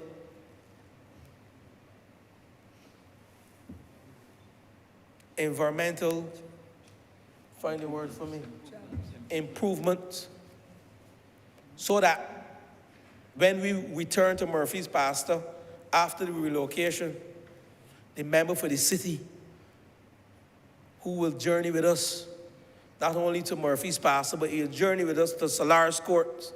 He will journey with us to Alley's Court. He will journey with us to Kedgerton New Road. He will soon journey with us to Mason Hall Street.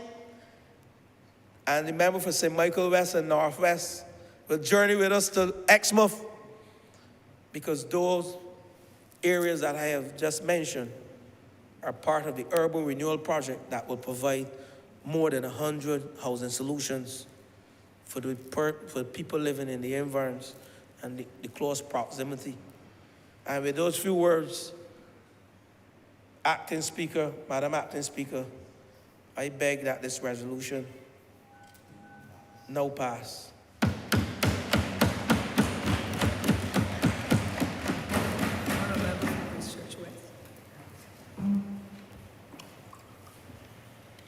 Good morning, Acting Speaker. This is a very emotional debate for me.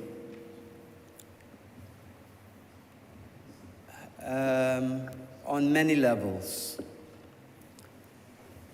First, let me congratulate you, Acting Speaker, on your elevation to the chair, being the first female member of the Barbados Civil Party to have taken that position, and I congratulate you.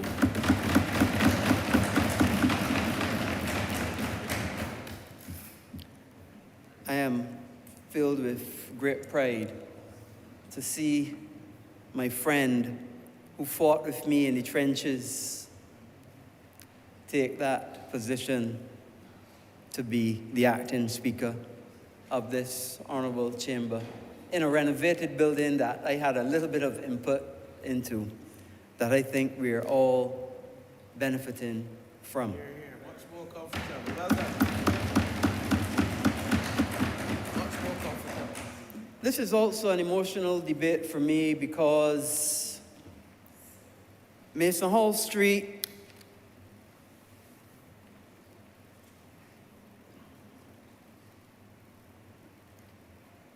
Murphy Pasture is my ancestral home. My mother's from Mason Hall Street.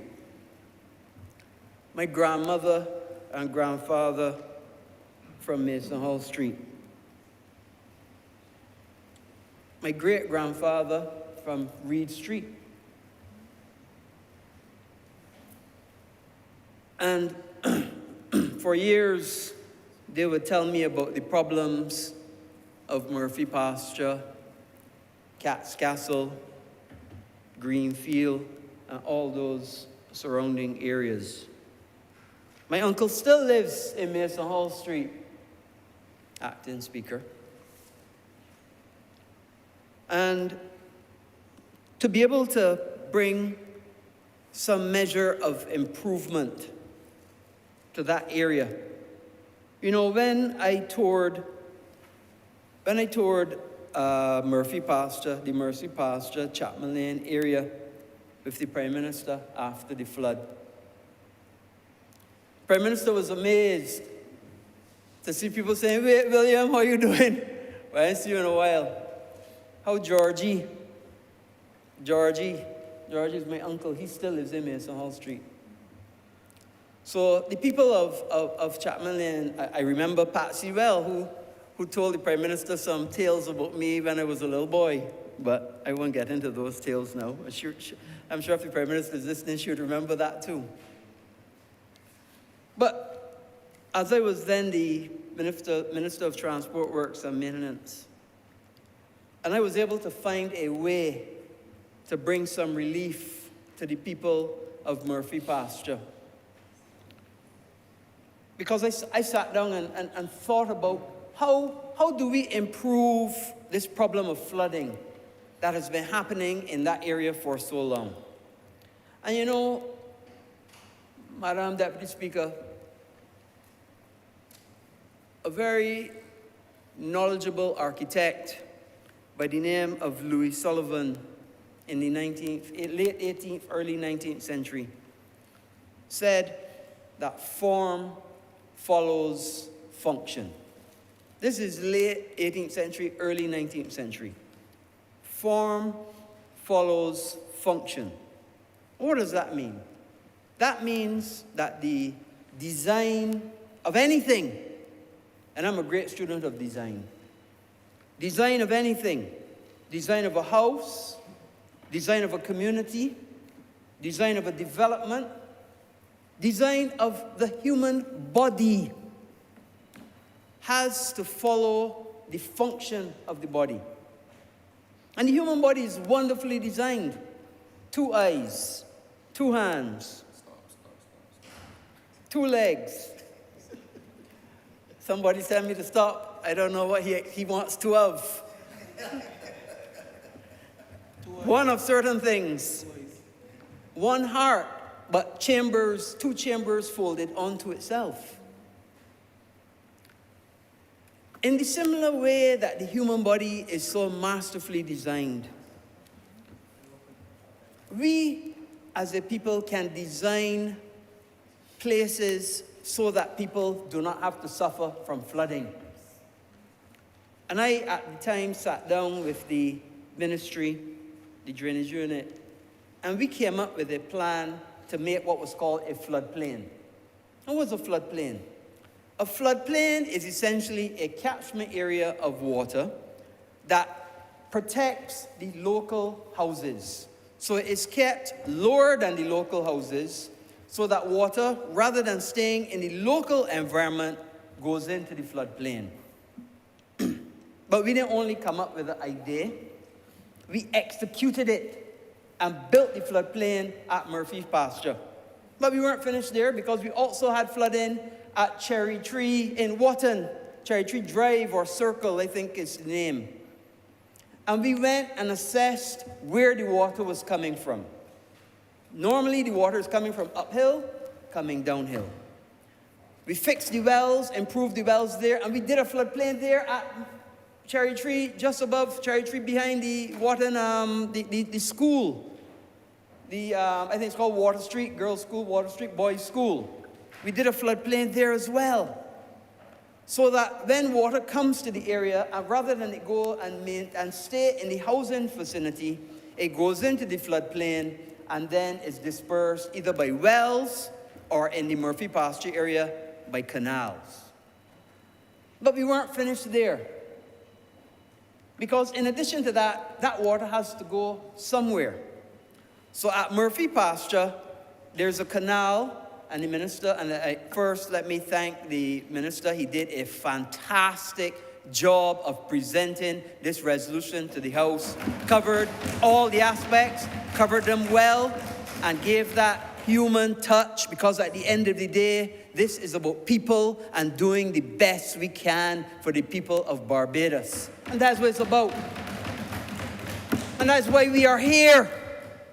You know, I read something the other day, that the Lord allowed you to see another day because he isn't finished with you yet. He isn't finished with you touching the life of somebody else, hoping to make that person's life better. So he has allowed you to see another day because he isn't finished with you yet.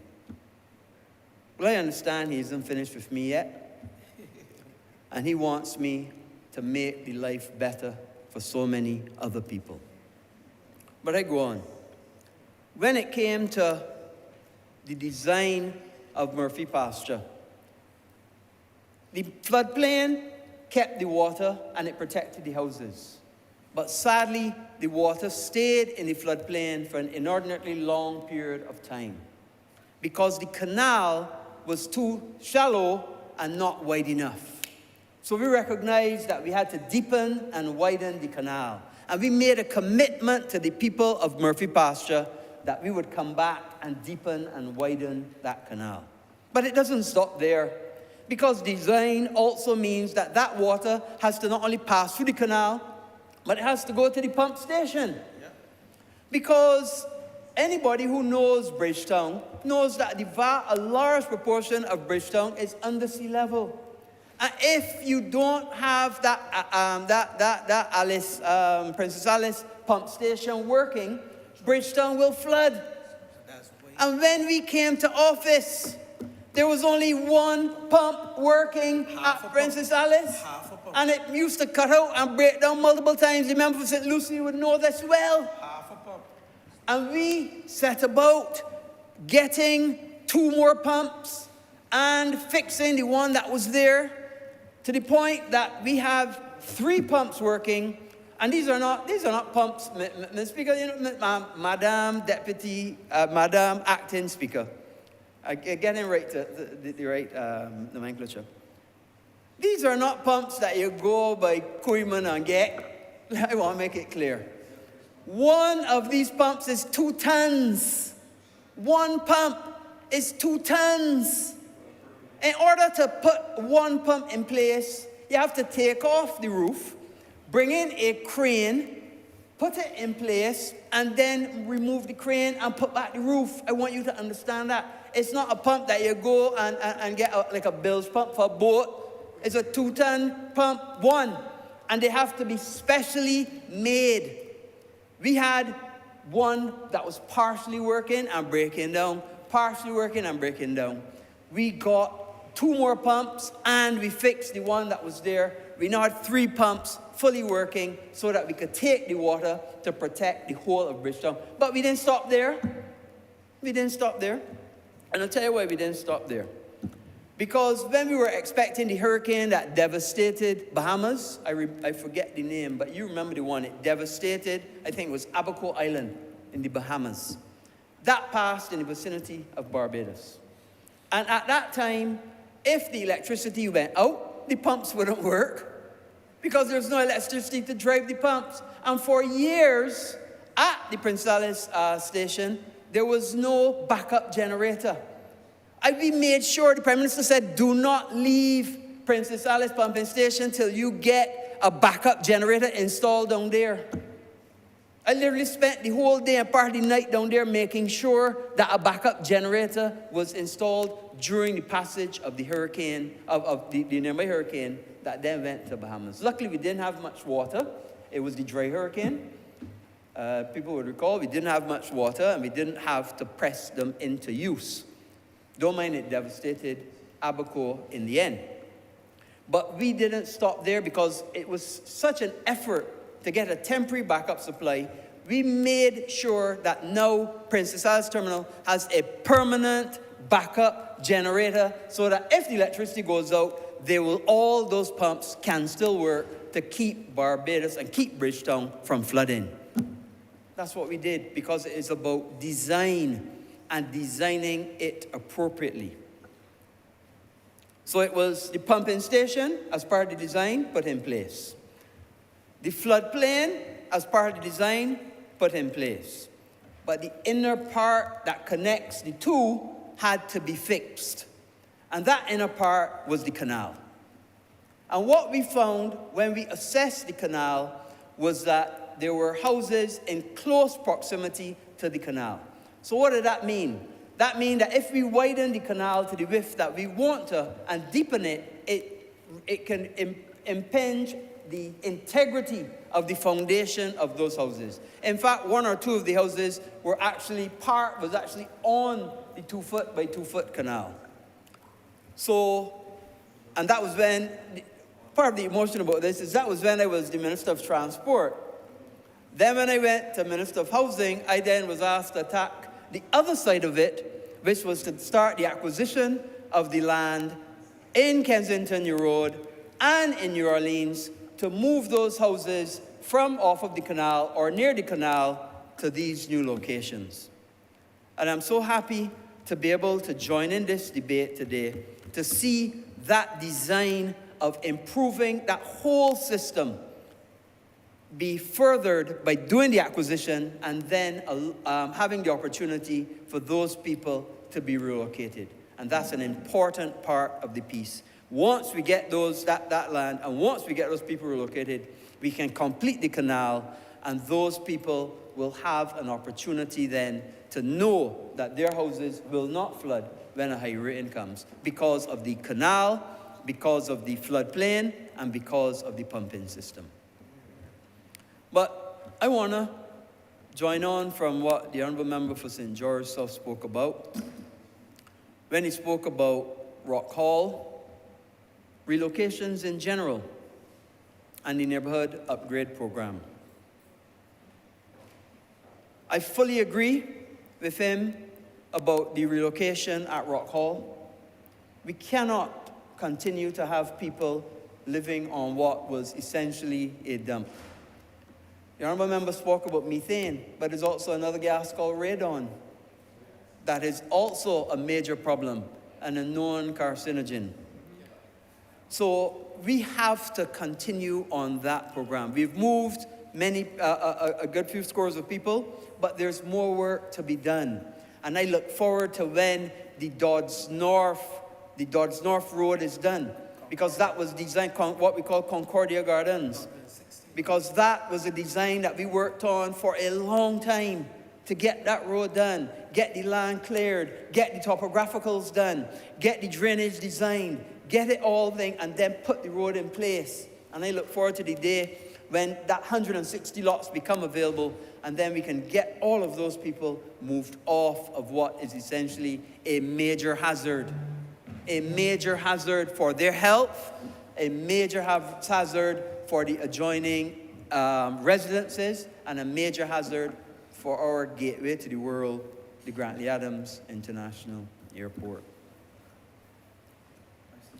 The neighborhood upgrade program, you know, when I was at the Country Road location and you look out of your window in that building, the first thing you see is green field. That's the first thing you see. And you see the close proximity of the houses. You see the enhanced density of the houses.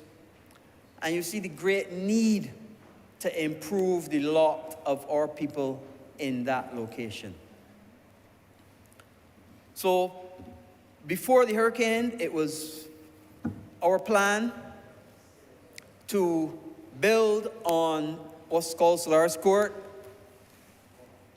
just opposite Aline Court. And let me first say, Aline Court was named in memory of the then General Manager of the National Housing Corporation, Mr. Garvey Aline, who did a tremendous job over the years for the National Housing Corporation. And that's why we then named that area, that 20-unit development, Aline Court. But this one that the Honourable Member spoke about is on the other side of the road. Another piece of land that we're doing another 16 units. Work has actually started there this week. And we anticipate that we will have those 16 units up in very, very short order.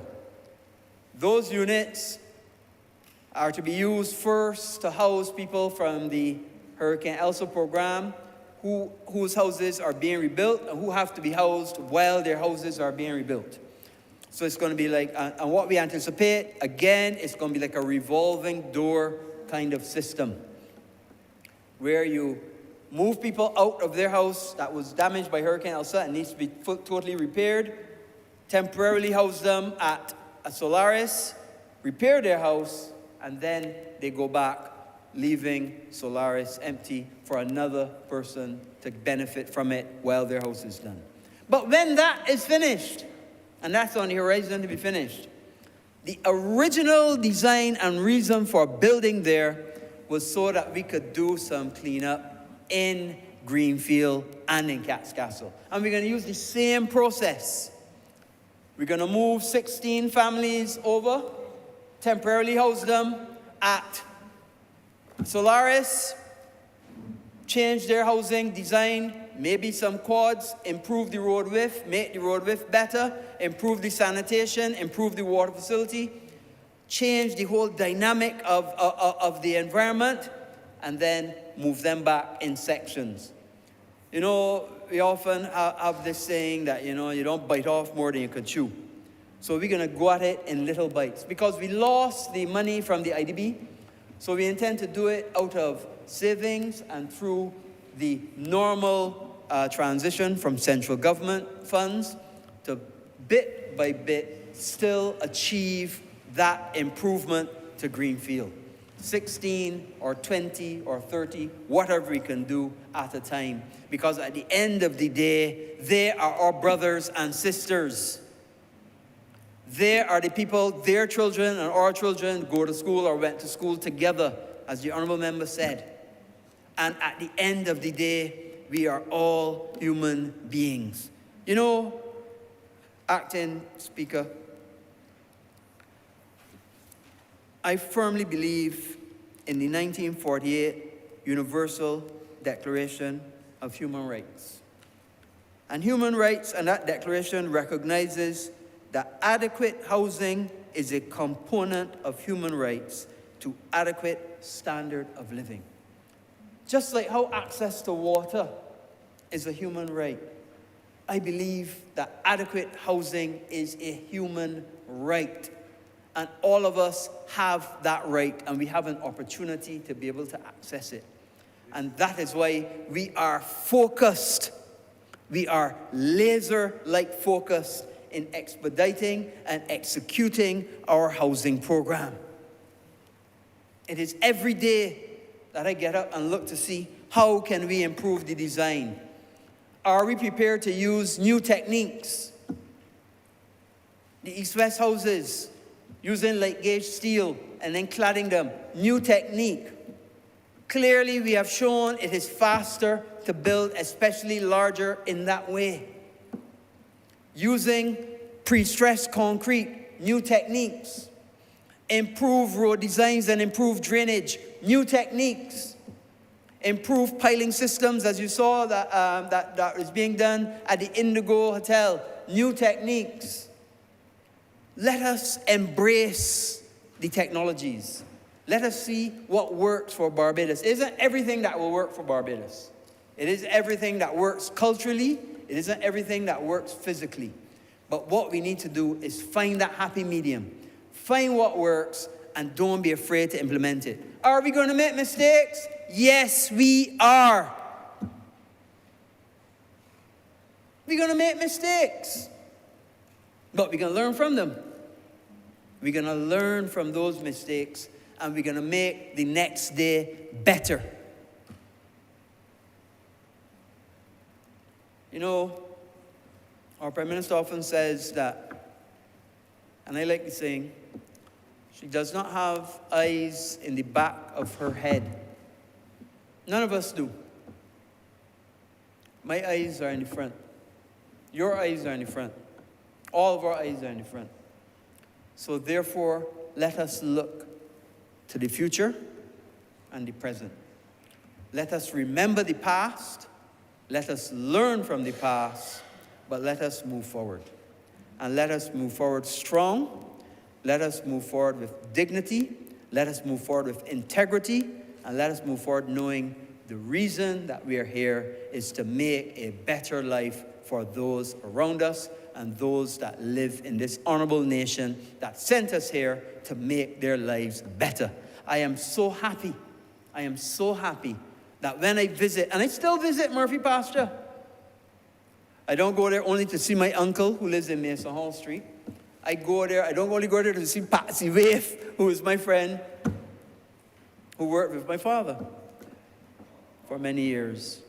I go there to see how the floodplain is working. I went there over when the last flood, the last heavy rains. I was going to say when I was acting Prime Minister, but I won't bother to add that in. I go there to hear from the people. And every single time they tell me, if that floodplain was not put there, I would be having to put my furniture out to dry now today. Because that was their lived reality before we improved the drainage system there. Will it be perfect? I don't know. But you know what? We were prepared to try. We were prepared to find a solution to an existing problem. At the end of the day, that's what we've been sent here to do. The people of this country have reposed in us great confidence. All 30 seats says, we give you a blanket slate. Go and fix the problems of this country. And one by one, we've been tackling them. There's more work to be done, but we will continue to do that work. And with those few words, Acting Speaker,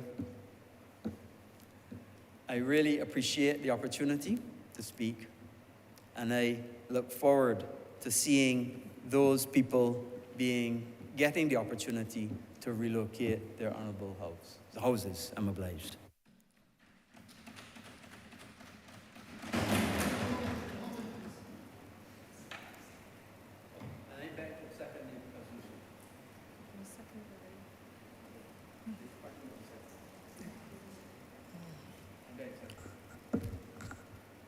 Thank you, Madam Acting Speaker. I beg to move the suspension of the House until 1:45 p.m. Honourable members, the question is that this House now be suspended until 1:45 p.m. Honourable members in favor, please say aye. Those against, please say no. I think the ayes have it. This honourable chamber is now suspended until 1:45 p.m.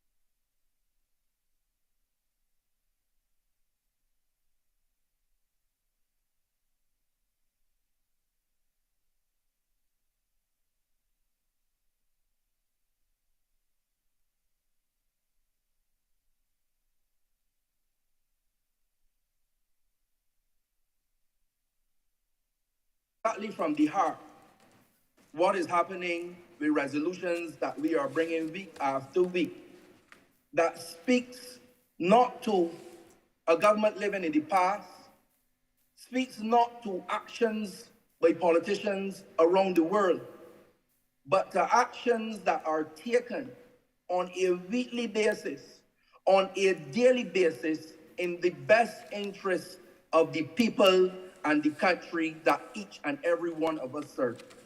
And that is why I want to thank the Minister of Housing. That is why I want to thank the Prime Minister for her leadership. That is why I want to thank the former member for the city of Bridgetown for facing and fixing with the team the issue of flooding, which I want to talk about in a very serious way momentarily. I want to thank the Barbados Labour Party, and I want to thank the people of the city for giving us the opportunity to represent you, and I want to thank the people of Barbados for making all of this possible and happen. And this does not happen by accident. And if you doubt me, I point the country to recent history, and I would take them back to 1970 and come forward again. Recent history, as pointed out by the member for Christchurch West and the Honourable member for St. George South. The fact that administrations of the past, the last administration before this one, had upward of $80 million to correct an housing issue in Greenfield and Castle, and look at what was the result of that. So in times when there was money to upgrade for the people in the city of Bridgetown and for Barbados, it wasn't done. And about half of that money was returned to the IDB when Barbados needed it most. And now we are in an environment, ma'am, and an environment, a very difficult environment by all measures across the world. And we are finding it possible to deliver, to build, to improve in these difficult times without that type of funding that we could do it right now. And that is why I come with a heart of gratitude and say on behalf of my constituents that I represent, that send me in here to speak on their behalf, that today I can get up honestly, sincerely, from the heart and say thank you. And say thank you, a job well done, for facing a problem and fixing it. Yes, there's more to go, but particularly in the Murphy's Pastor situation, I can tell you, because as some members in here know, that when this issue was being addressed, I was in another place. I was in another place when we were hearing of the constant flooding in the city of Bridgetown, particularly in Chapman Lane, in the Murphy's Pastor area. And I, back then, felt as though this is something that needs to be highlighted, this is something that needs to be studied, this is something that needs to be addressed. And it was highlighted, and it was studied.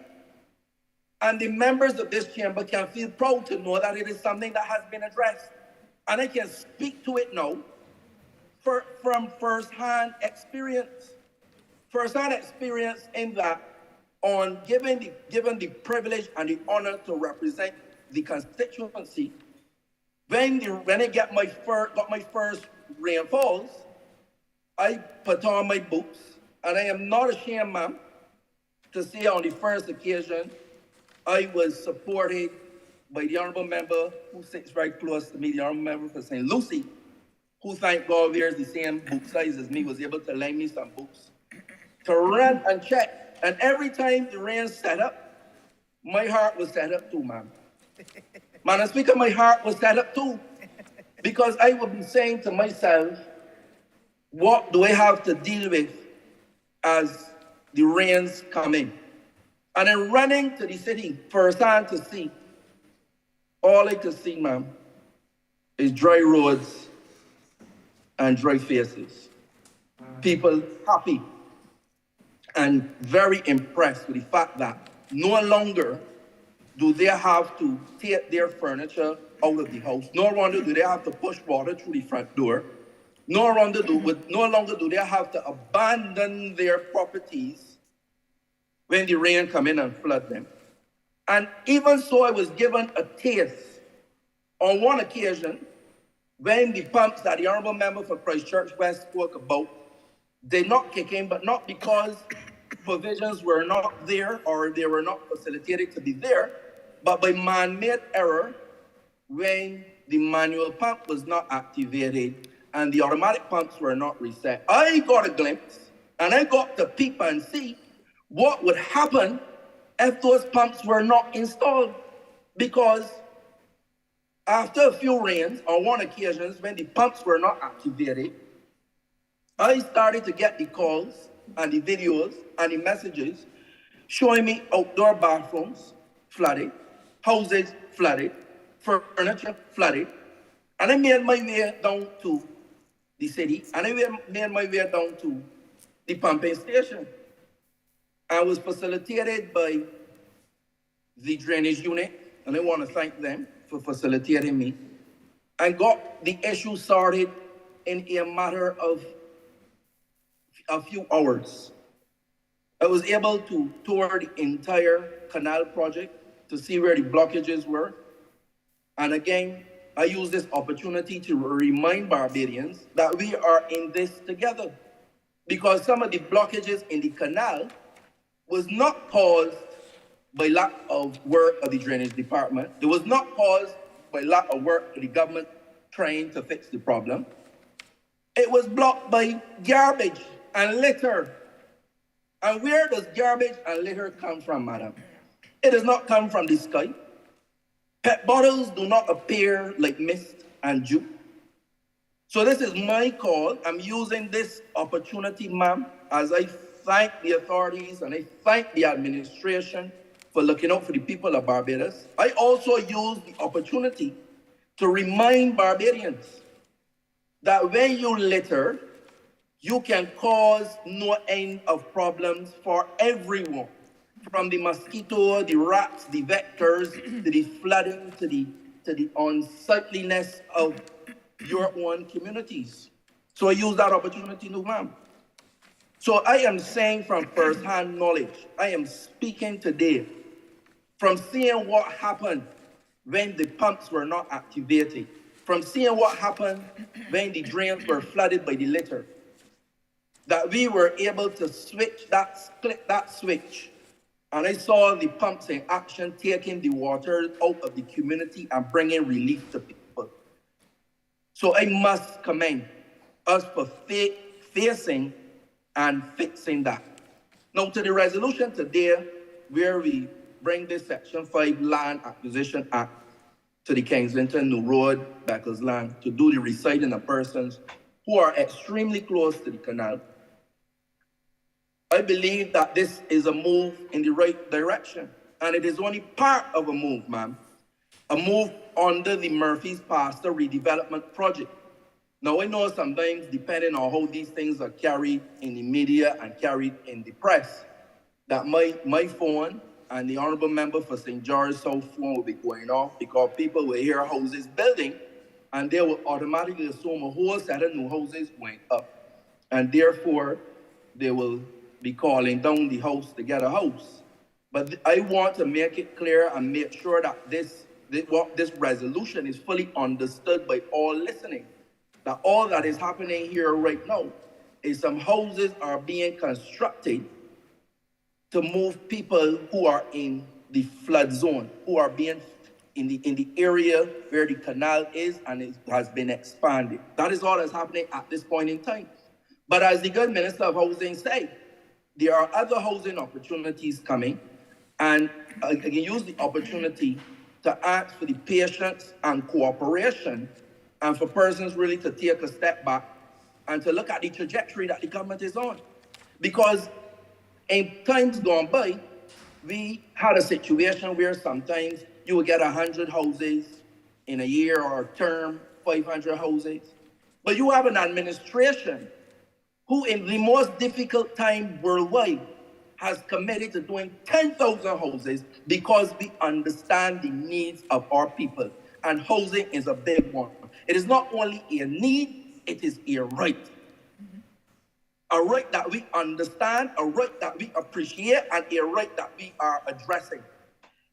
If any member of the public was to take time out and pause and listen and look and read the situation, don't just listen to the words, but look at the passion and sincerity that the Minister of Housing, the Honourable Member for St. George South, and his senior, the Senior Minister for Infrastructure from Christchurch West, whenever they speak on housing, you do not get fake dramatics.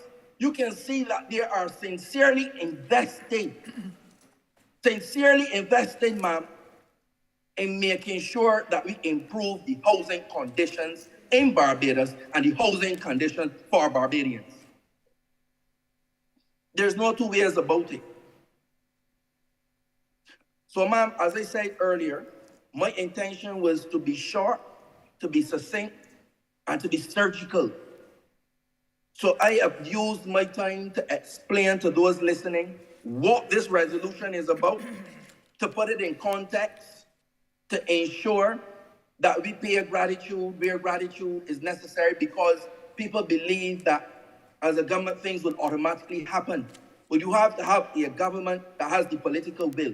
You have to have the government that has the political intelligence in terms of how to finance these projects, to make sure that they are in tune with the technocrats, that when these projects are done, they are successful.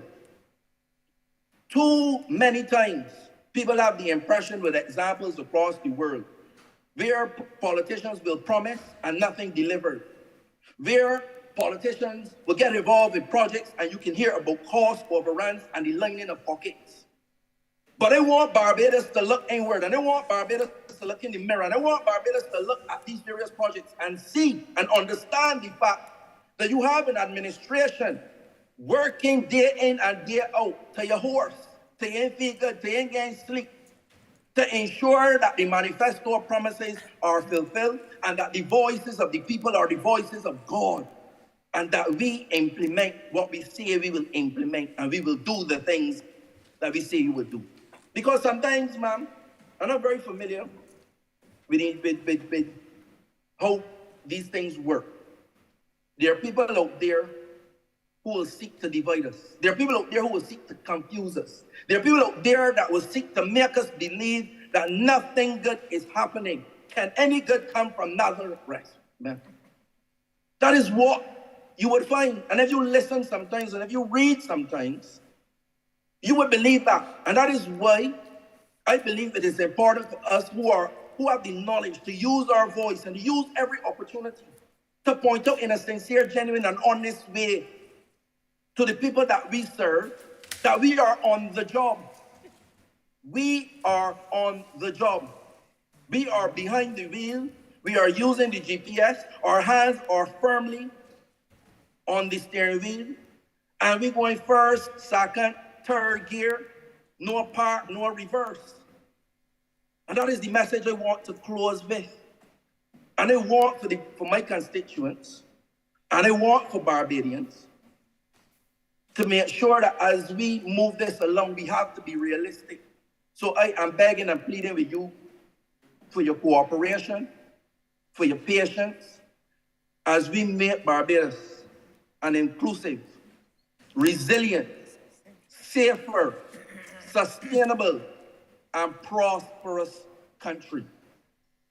And I make the call to my colleagues, if each of us be the best MP that we can be, that we be the best minister that we can be, that we be the best chairman, be the best whatever, then Barbados will be the best that it can be.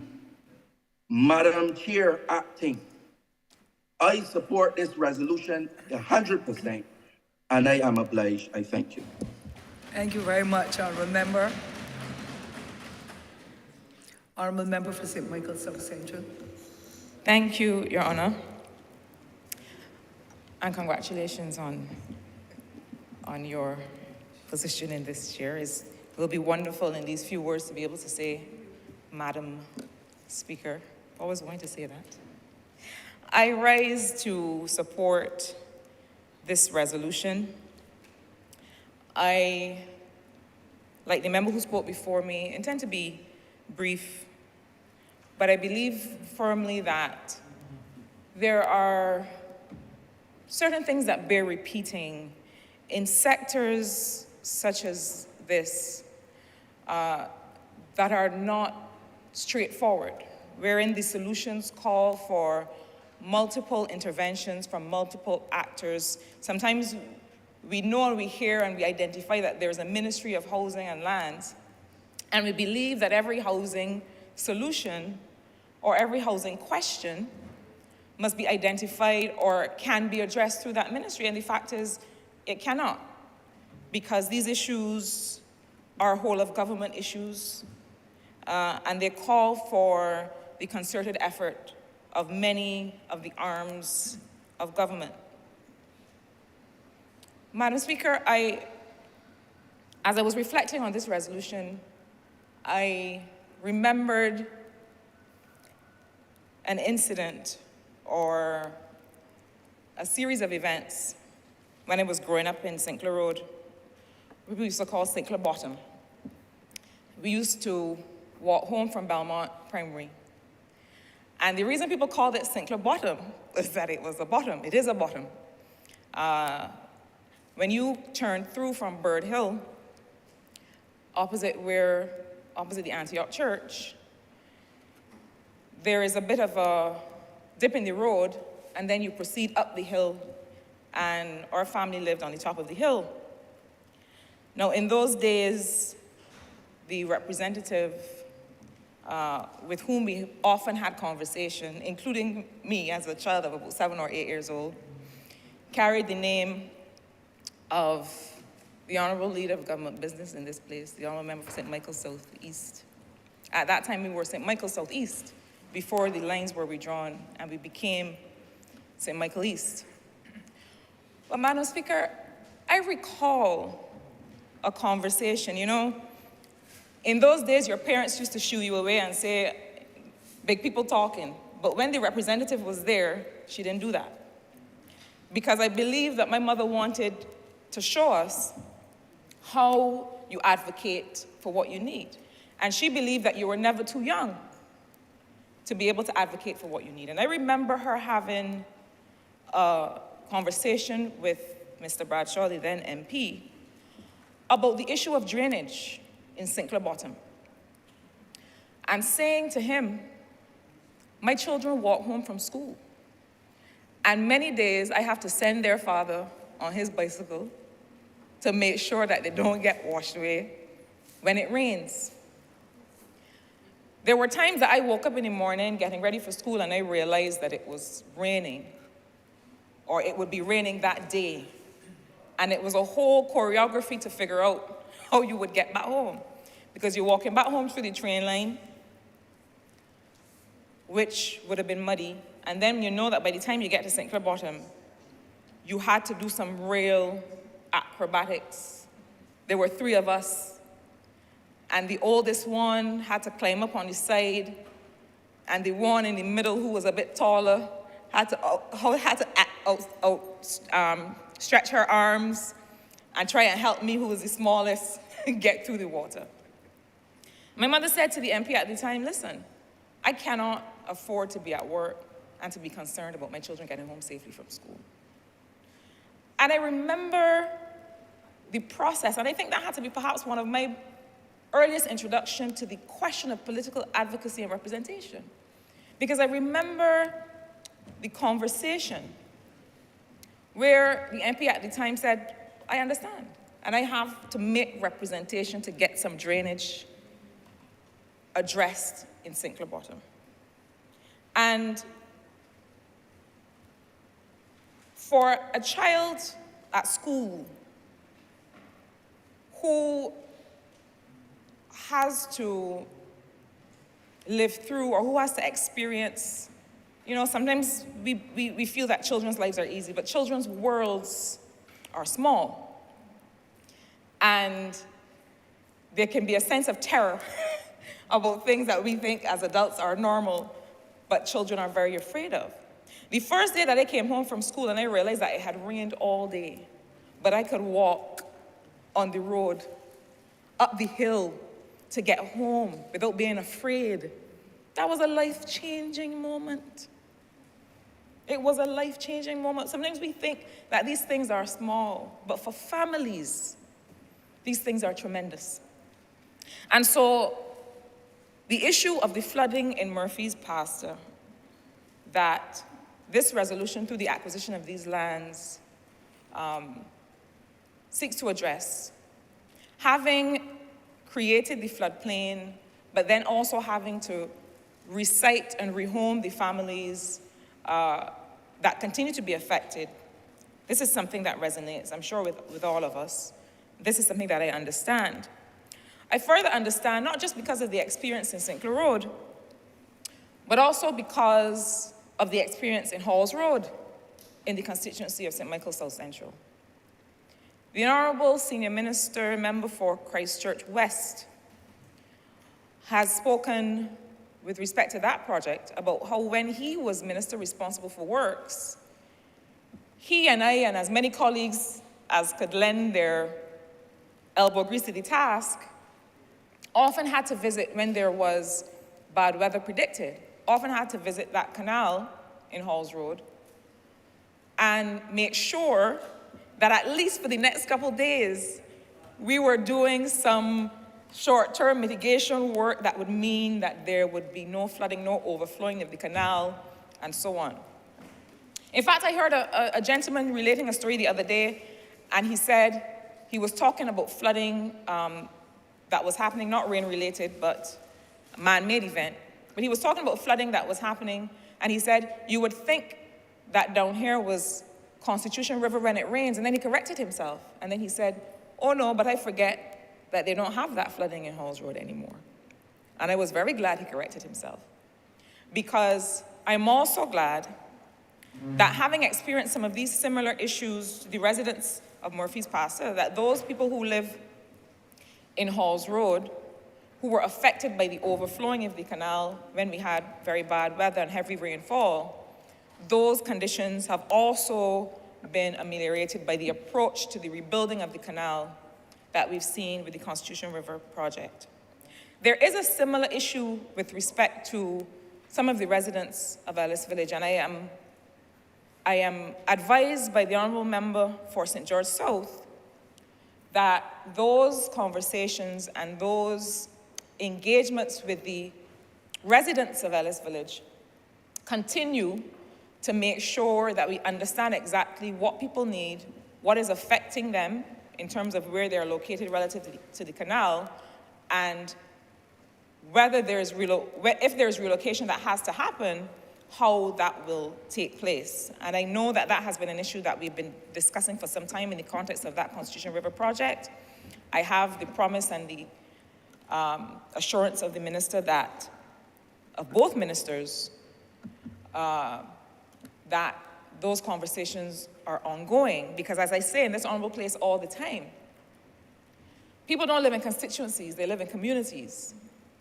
And just like there was a redrawing exercise between St. Michael Southeast and St. Michael East, I don't know if there will ever be one between the city of Bridgetown and St. Michael South Central, but if there were to be, one might understand if Ellis Village were withdrawn within the boundaries of St. Michael South Central. Not that I want to take away the lovely residents from the Honourable Member for the city of Bridgetown, but that is a part of one community. Families live on either side, the same family living on either side of the road. I don't want to claim them from the Honourable Member, but I can't help but love them because they are a part of our family. And so I have every confidence that those conversations will continue. I know there was a social survey done some time ago, and I know that there are efforts as well to update that survey and to understand what people want, what people expect, how people live, how people want to live, how people want to live. Because sometimes we think we know, but we have to ask, we have to understand, we have to see, hear, and feel how people want to live. And so that continues. But I want, just briefly, to step back a bit to consider, as I have been, the overall question of housing and where we are and where we need to be, and really what is its role. And I do that because I think that this is an area that the entire world is grappling with, like so many that we are facing. We see in many places in Asia that the way that people must live because of the issue of population is a way that is very different from the way in which we live in Barbados, from the way in which we live in the Caribbean. People often live in very small quarters. I have a colleague who lives in Asia and who recently sent me some photos of her new apartment that I will tell you, and I said to her, if I had to contemplate a Barbadian family living in these quarters, I am not sure how it could work, because it was a single room. There were about 2,000 of them in the building, in the high-rise building, and I believe the square footage, let's just say it did not reach the kind of square footage that we associate with comfortable living in Barbados. But I think that because they appreciate that issues of space and issues of population are affecting them to such an extent that in many ways culturally, a different way of living is one that has been accepted. I think to some extent here in Barbados as well. There are young people who do not wish to have vast expanses of land or backyard to maintain, but who are willing, and I know many of them, who, for example, would love to live in the Treasury building and come downstairs and hang out at a bar or have an art gallery on the second floor, and to be close to town, you know, to be in Bridgetown, to be close to some of the amenities. Of course, in order to make that a complete circle, we have to be able to see new investment in the city of Bridgetown. But I say these things because I believe that we have to check in with people to understand how it is they want to live, because a lot of the assumptions that we have about the way that people want to live and what they prioritize may not still today in 2022 apply. And I dare say that if we have that approach, that many of the issues that bedevil us in the housing and land sector may cease to be issues. I further have confidence in the approach of the Ministry of Housing, Lands and Maintenance insofar as there are different models of housing being used. We could never have, and when I say we, I mean Barbados, could never could consider getting to where we need to, being able to achieve the number of housing solutions that we need to with the traditional approach to government building houses. That was always a non-starter.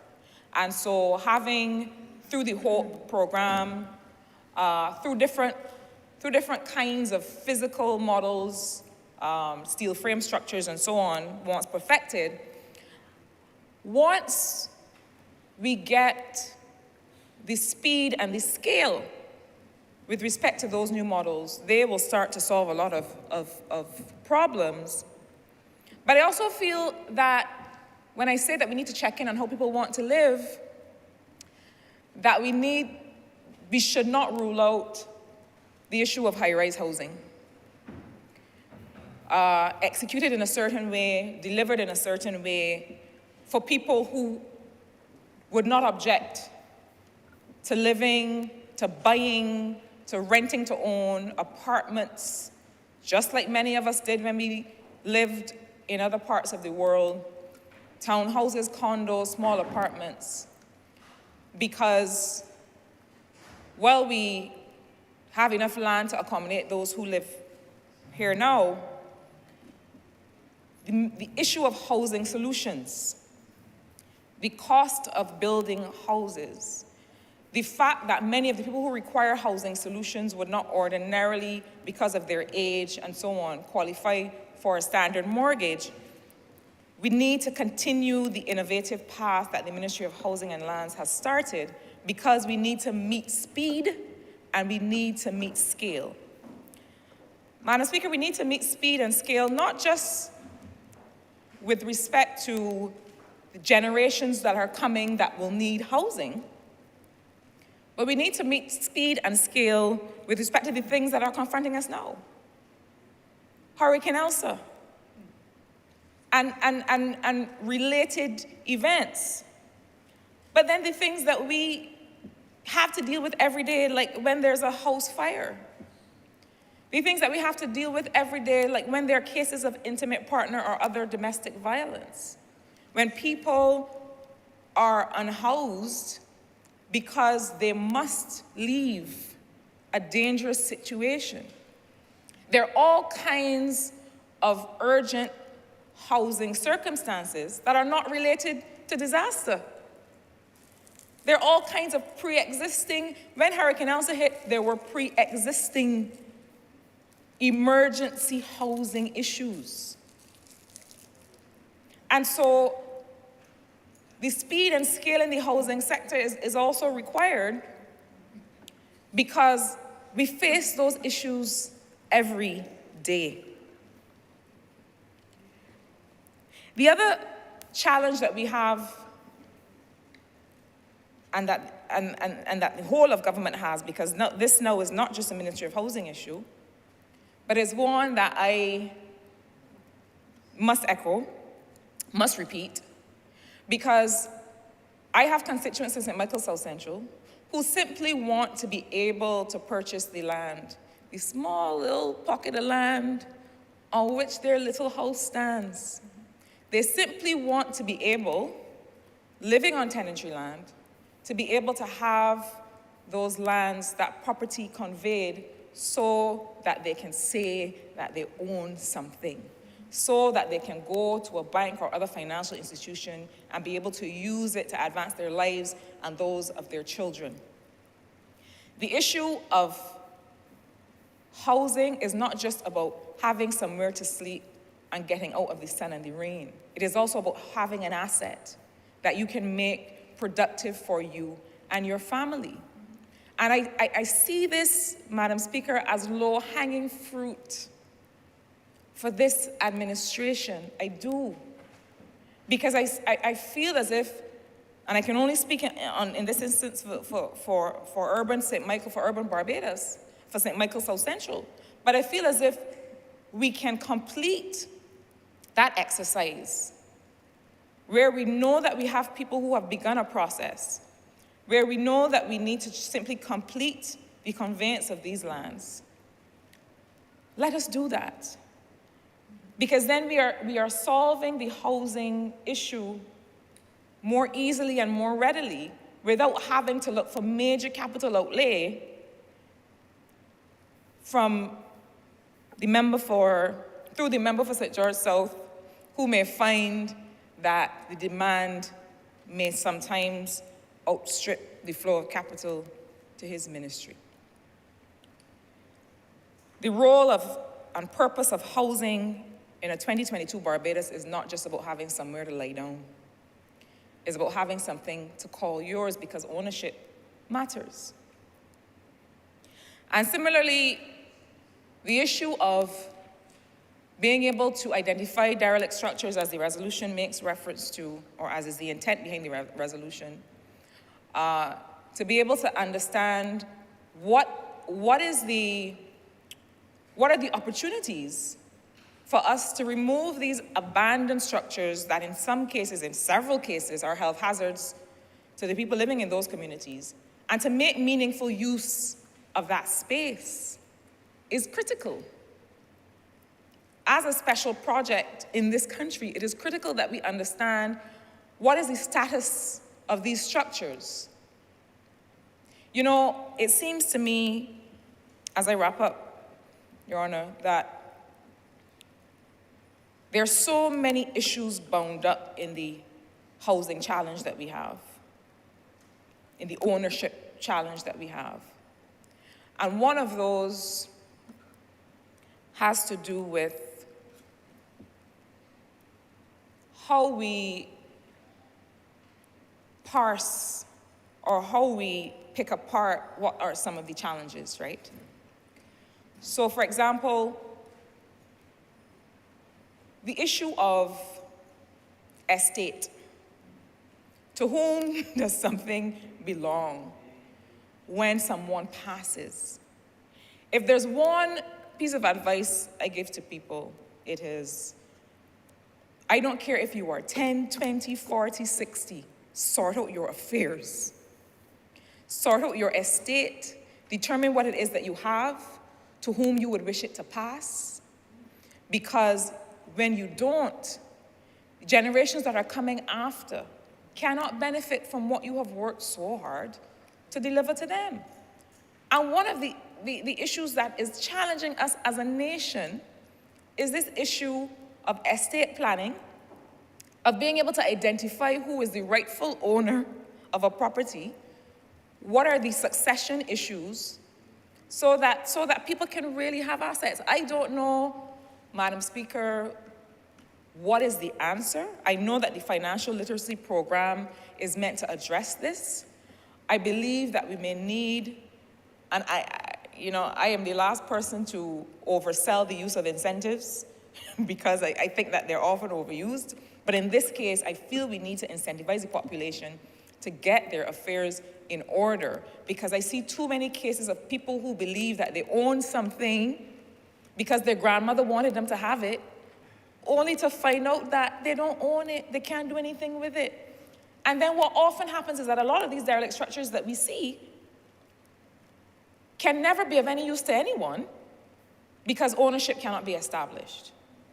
And so these are some of the areas that I think are part of the puzzle of the housing and land and ownership puzzle if we really want to use the sector to help empower Barbadians. So Madam Speaker, I support this resolution to continue to bring relief and to address the flooding issues in this area of Bridgetown.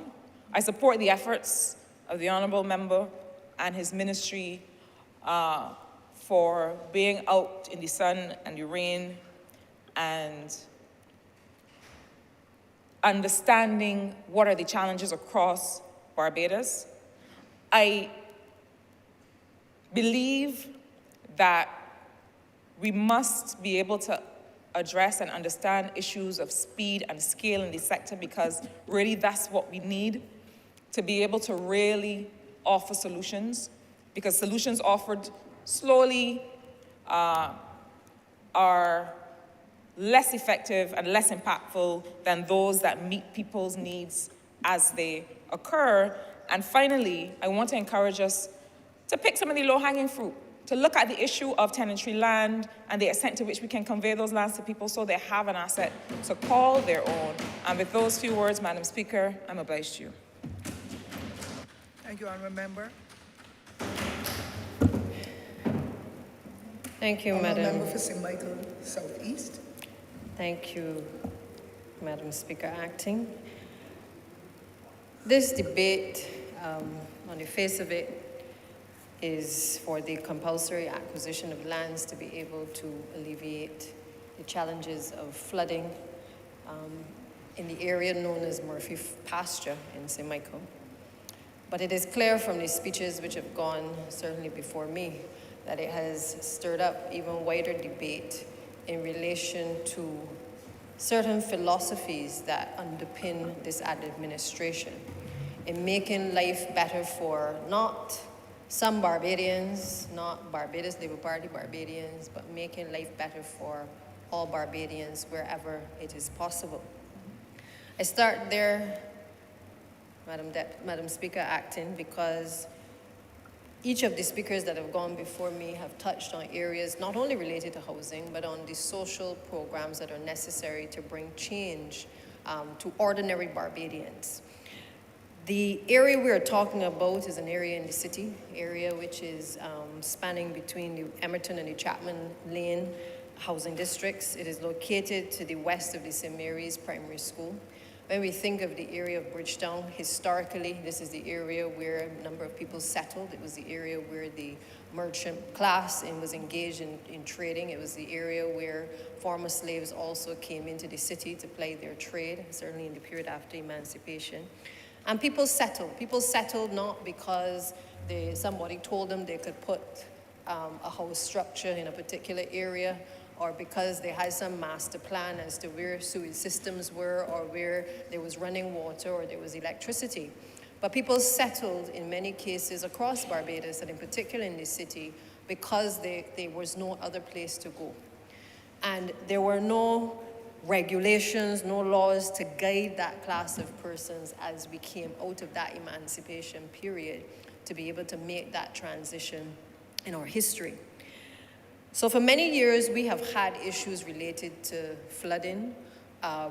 We have perhaps now reached that peak where it is no longer just a concern of one particular district, but we are seeing, particularly with the issues of climate change, we are seeing that flooding is happening across the country in very short time frames. I think the other night, I was having a meal and I would call it downpour. I heard downpour. It lasted for longer than it normally would, and there was just a barrage of water on our roads and resultant flooding in many districts. And I'm sure, Honourable Madam Speaker, I'm sure that the people of St. Thomas, who are never spared anything, were also the victims of some of that issues of climate change. This area at Murphy Pasture, though, has plagued both administrations. Certainly from being in opposition, we had the issues where we would have heard the then administration speak about being able to address these issues, to be able to relocate the residents in the area, to improve the urban landscape, to make life as well better for ordinary Barbadians. The Prime Minister in 2020 would have visited, as you heard earlier, with other ministers to be able to look at the conditions that people were facing, and again, once and for all, make some decisions in relation to alleviating the problems that we've been facing with the flooding over the years. This area is also particularly significant because it collects the storm water runoff from a catchment of approximately 77 hectares. The catchment encompasses the White Park area, the Strathclyde area, Eagle Hall, Barbries Hill, the southern portion of the New Orleans and the Upper Reed Street area. And what happens is that the runoff is then conveyed to the Princess Alice Pump House via a storm drain to the north of the Emerton sewage plant. And that crosses by the Fontebelle Road and then north of what we would call the Brankers commercial property across from the old gas station. The fact of the matter is that the water is coming from other areas. That's the fundamental point. It is not the water that is just emanating in that area, but because of our topography, because of our geography, water doesn't just fall in a particular area and stay there. The water sometimes, because of the various elevations, moves its way through the city areas and through the country and ends up sometimes in a low-lying area. And unfortunately, because of the areas that lead to the Murphy Pasture, we find ourselves in a situation where over the years, successive administrations or administration have been plagued with what do you do in order to really alleviate this issue. But the work of addressing drainage is a complex issue. And I say it is complex because the truth of the matter is, having inherited this ministry, successive ministers themselves have been plagued with all the phone calls from the public, from the MPs in relation to areas of flooding every time there is heavy rainfall. And it has gotten worse. So what we do now is nothing different than what others have done. Perhaps it is worse only because we are getting unpredictable weather, which is causing even rainfall in areas of large quantities that ordinarily may not have had that large catchment of water.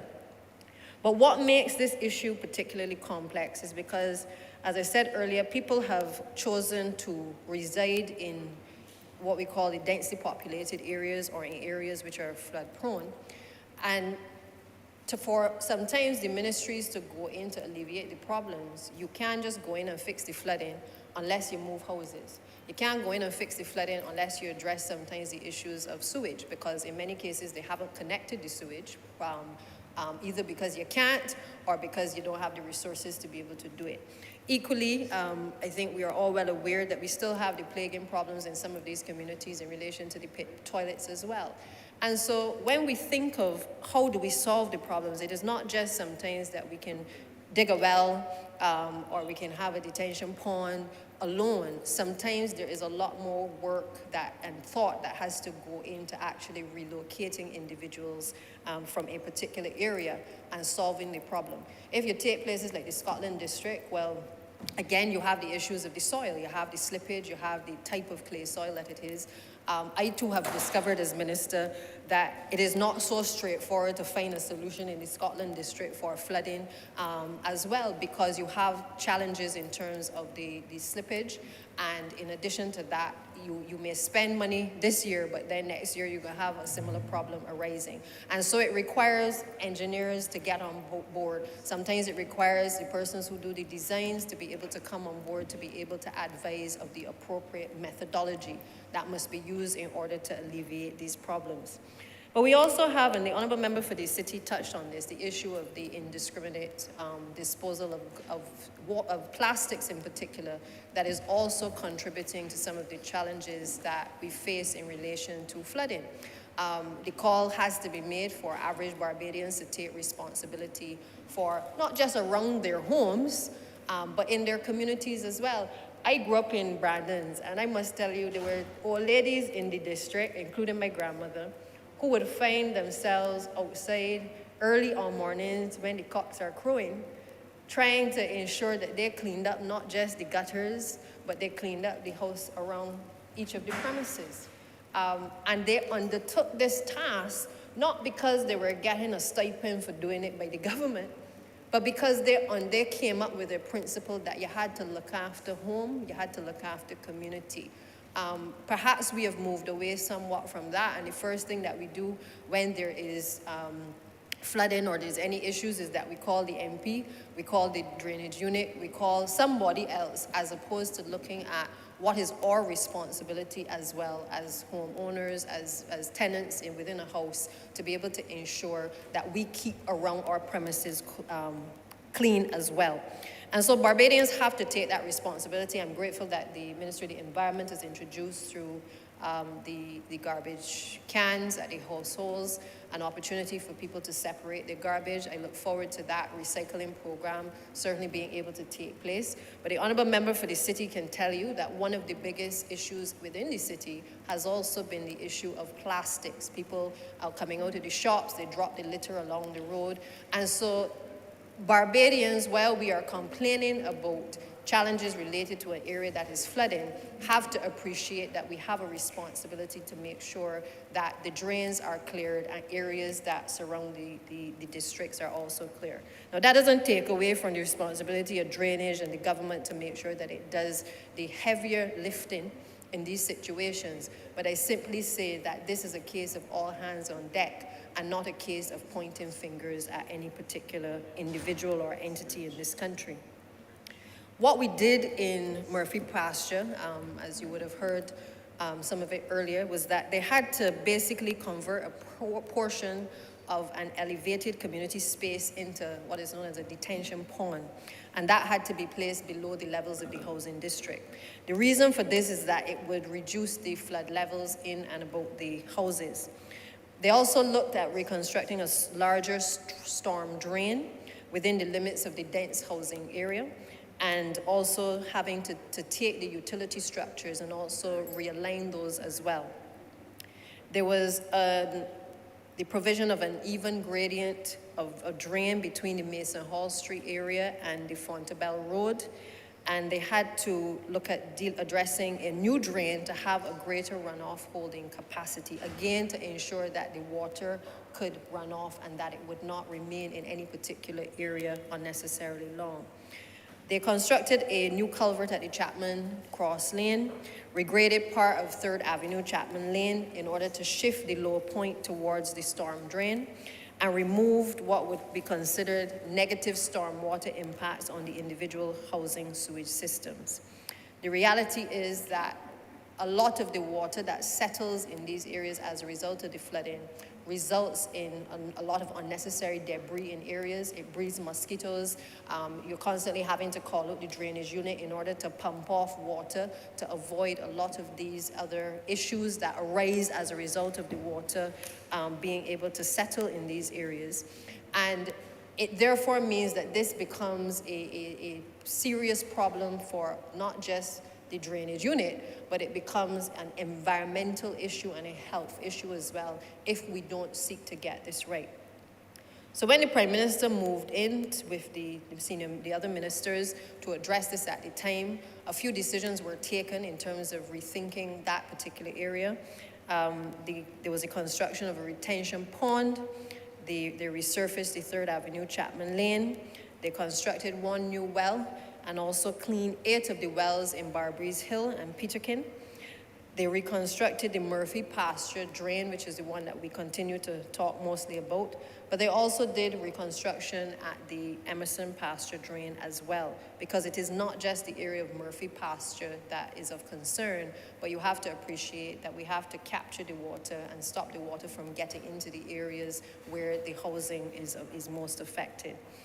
One of the major solutions that has been found, though, to be effective across the country has been what is known as detention ponds.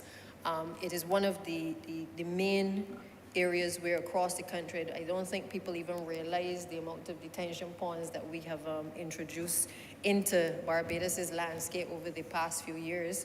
But in keeping with what is known as an integrated flood management approach, apart from telling people clean up around them, there is also the approach where we try to capture water before it gets downstream to houses and to break it up before it actually gets into people's homes. The first one was constructed all the way back in 2002, and the history of it, from what I am told, dates back to when we were a plantation society. And apparently what used to happen is that they used to use this methodology of capturing the water away from the plantation before it actually got into affecting the households as well. So it is not anything that is new in terms of perhaps the technology. It is something that certainly our foreparents no doubt would have utilized. But again, as happens, we've had to employ this methodology in order to capture the water and to stop it from affecting households. The number of ponds that we've done, we started ponds in 2020. I have a list here of some 28 locations that we did across the island, places like Colleton Plantation Cottage, Brighton Road, Rose Gate, Clark Road, in Westmount Brevita, Salters, Tenantry Road. And just to say, Acting Speaker, that one of the things, certainly in my own constituency, that has concerned me has been that even when I was not minister or then representative, even before, there were concerns that I raised in relation to, for instance, this Salters Tenantry Road area. And the Honourable Member for St. Michael East would be well familiar with the challenges out there. Lots of water, when the rains fell, and there were challenges in terms of the wells being cleared and those types of things. They put in the detention pond, and you still have the settlement of water, in particular on some of the residents' properties, which obviously creates the issues of, as I said before, of mosquitoes and those types of things. So it is not a case of that work hasn't been done, but I'm also told that it is a work in progress, in that they've started with that, they've had to dig additional wells, they also have to look at the acquisition of, in many cases in those areas, the acquisition of private lands as well, in order to be able to continue to do works, to be able to capture the water. And one of my fears has been, as I look at some of the detention ponds, is the fact that in a lot of these areas you may have children within communities who, when there are heavy rains and the water settles, they are curious about the going into the water, putting little makeshift boats into the water and sending them through. And these are real concerns that we must all have. But we have to educate the public, we have to educate our young people about the way in which we have had to, in a sense, identify different ways of trying to be able to make sure that we don't create another problem in terms of having flooding. So those are all things that we need to be cognizant of. We're going to do some work to make people even more aware of the detention ponds, making sure that, again, they're clearly identified so people know the dangers, in particular with our kids. But we have to do this work, and we have seen the benefit of this work by so doing, because many of the people across the country are not experiencing the same levels of issues in terms of flooding as they once did. In 2021, we did another 20 locations, and those locations, again, range across the country. So while we see, after we've gotten heavy downpours of rain, we see a large percentage of water in areas. We saw it down in Trents and those areas recently. Some of this is also as a result of work that has already been done. But again, we as ministries, we cannot plan for Mother Nature. And sometimes, even with the best intentions, it is very difficult to be able to know how the water is going to flow, or whether there has been an obstacle created along the way that has stopped the system that we've created from it being as effective as we would like it to be. We have spent, Madam Acting Speaker, in the last 2 years, certainly over 1.5 million in the detention ponds, trying to alleviate these challenges. We have a number of other areas that we have identified across the country that are also on the list for consideration. Again, as I said before, those which are under the state are not so much of an issue, but there are some that are on private lands that we have to make sure that we address the issues of ownership, that we address and we make sure that we have those consultations with the residents so that they can agree to whatever it is that government needs to do to alleviate flooding across communities. The maintenance, however, of the detention ponds, again, is perhaps a challenge, but also something which we have recognized that we have to continue to address.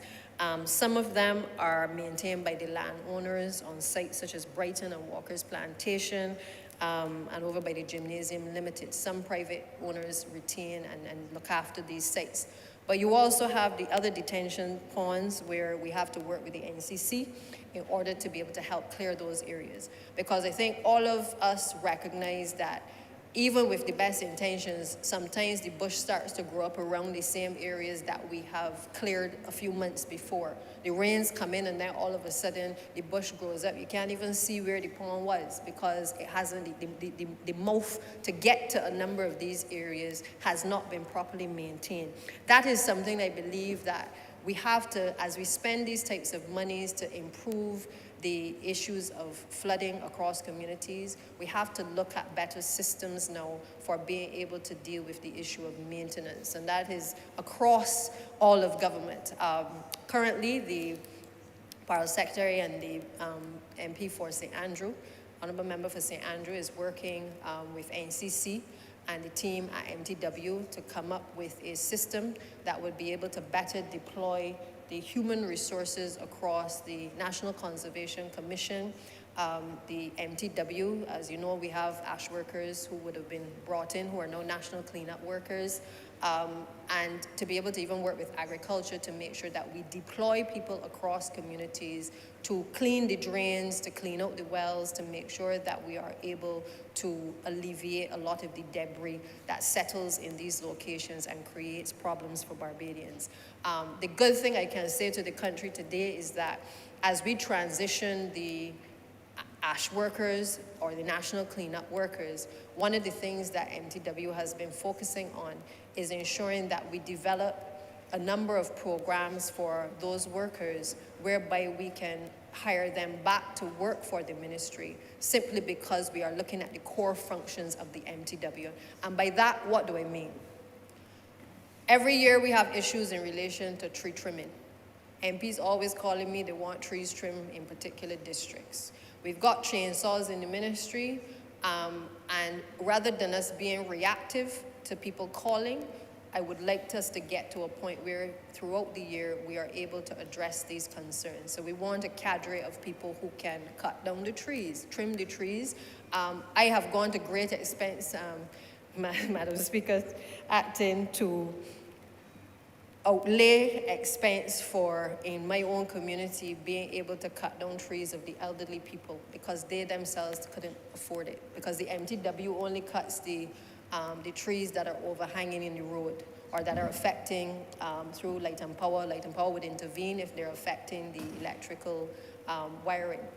But I've had to incur that cost, and the cost then also sometimes goes higher when in error, sometimes a young man may slip and use the chainsaw and the piece of tree falls down on somebody's paling, and then that person gets upset, and then they want to claim back that you gotta protect the paling and you gotta fix the doghouse and you gotta do all kinds of things that were not intended.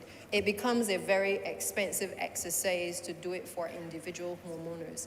But I do feel that this is a major problem as we grapple with the climate change, that we have to have persons properly trained to be able to cut the trees down and to make sure that whether they are working for the ministry, whether they are independently engaged, or whether they can set up their own businesses with the assistance of all of the other government agencies, that we have a cadre of persons who can offer these services reasonably to residents in communities to be able to provide this particular service.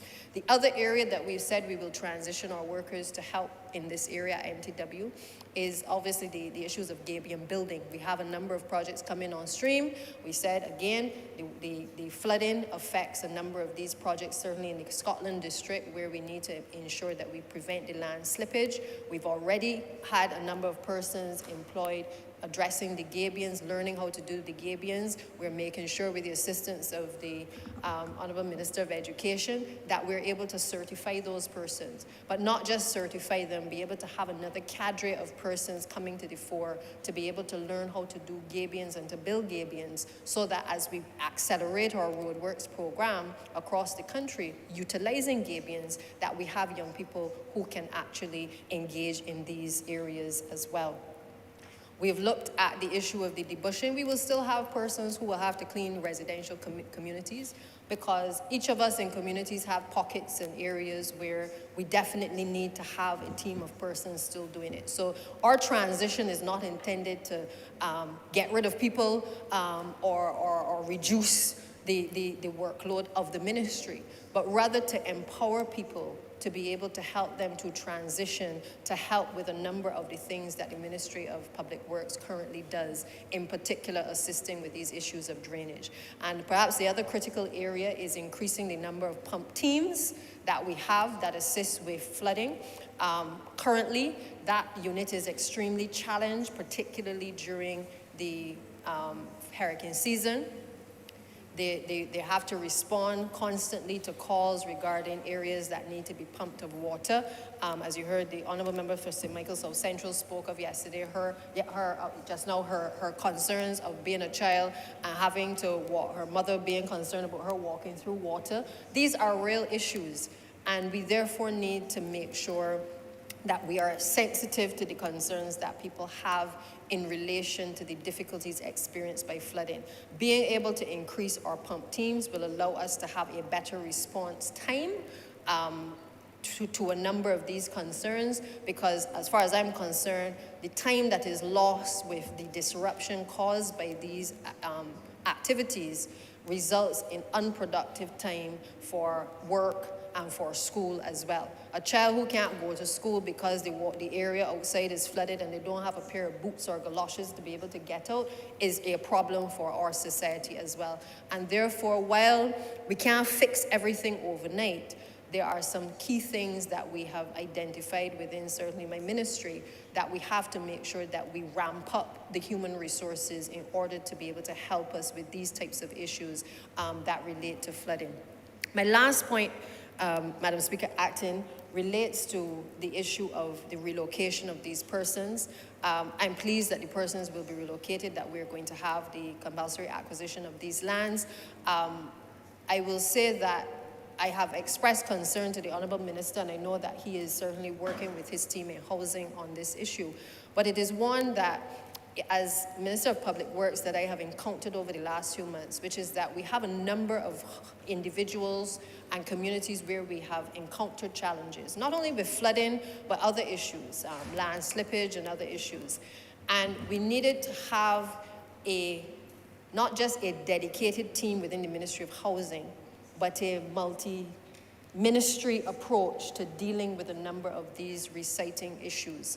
We don't want that the situation is one where a pronouncement is made, we're going to move somebody, but then 6 years later, 16 years later, those persons have not been relocated. Or that we said we were going to identify lands and we haven't identified the lands, or that we have identified the lands but running water needs to go in, or roads need to go in, and there's not a dedicated committee of ministers and technical people being able to oversee these types of activities. Because I feel the frustration of our people when we make these pronouncements that we are going to alleviate hardship. But then on the other hand, we take so long to be able to make it a reality that in the interim, you have additional children coming into the household at times, you have additional people coming into the household at times, creating those overcrowded and not necessary situations for people. And so this matter has taken a long time in terms of our being able to alleviate the flooding, but equally I would hope that the Honourable Minister and the team would work expeditiously to be able to ensure that these persons are relocated as quickly as possible and recited. I am pleased that the signatures and the monies have gone off to be able to facilitate the purchase of the Derelict homes.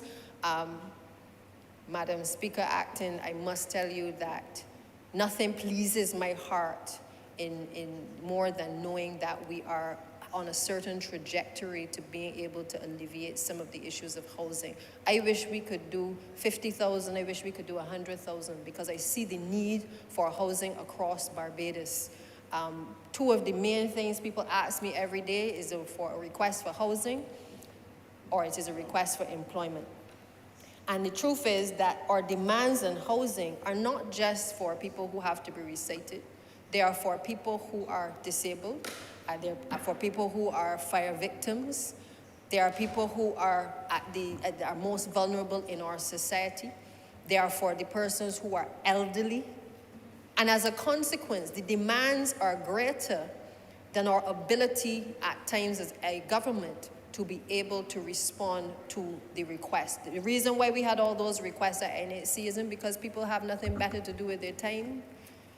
They've requested housing because they live in densely populated communities, in densely populated households. And therefore, we must never forget what the philosophy is that underpins these types of resolutions by this administration. We have said we must ensure that we make life better for Barbadians, for all Barbadians. We did not say we will discriminate against those who have squatted on lands and who have done so indiscriminately. We have said we will make life better for all. And when we have recognized a problem, we have sought as a government to alleviate those challenges that people have found themselves in. I am going to keep saying it until the public appreciates what I am saying. People do not decide to go and squat anywhere with no running water, to have their children at a standpipe bathing to be able to get ready for school. There is nobody I know that takes pride in so doing. And therefore, as a government, because we recognize that the pace at which we may move as government from time to time is not as quick as the pace at which the population is exploding, we understand that we must continue to cater for those at the bottom. Because if those persons cannot cater for themselves, then we must put the necessary systems in place to be able to cater for them. Not that we are encouraging anything, but we recognize that we are talking about elderly people, we're talking about children who have, again, made this their home, and therefore we have to take steps to make life better for them. My last point is as it relates to the fact that as we do this, we are also looking at things like the sewering in the Chapman Lane area. The honourable members who represent various communities where we have identified for the better sewering. In all of those communities, we've met with the MPs, we've started to look at the designs. I think we have a team going in shortly with some of the community residents to be able to start to talk about the design work and the work that has, the preparatory work rather, that has to be done in these communities in order to make that a reality. I am well aware that these are issues that have been long-standing. From I was a little girl, ma'am, these are issues that have been front-burner issues for successive administrations and ours.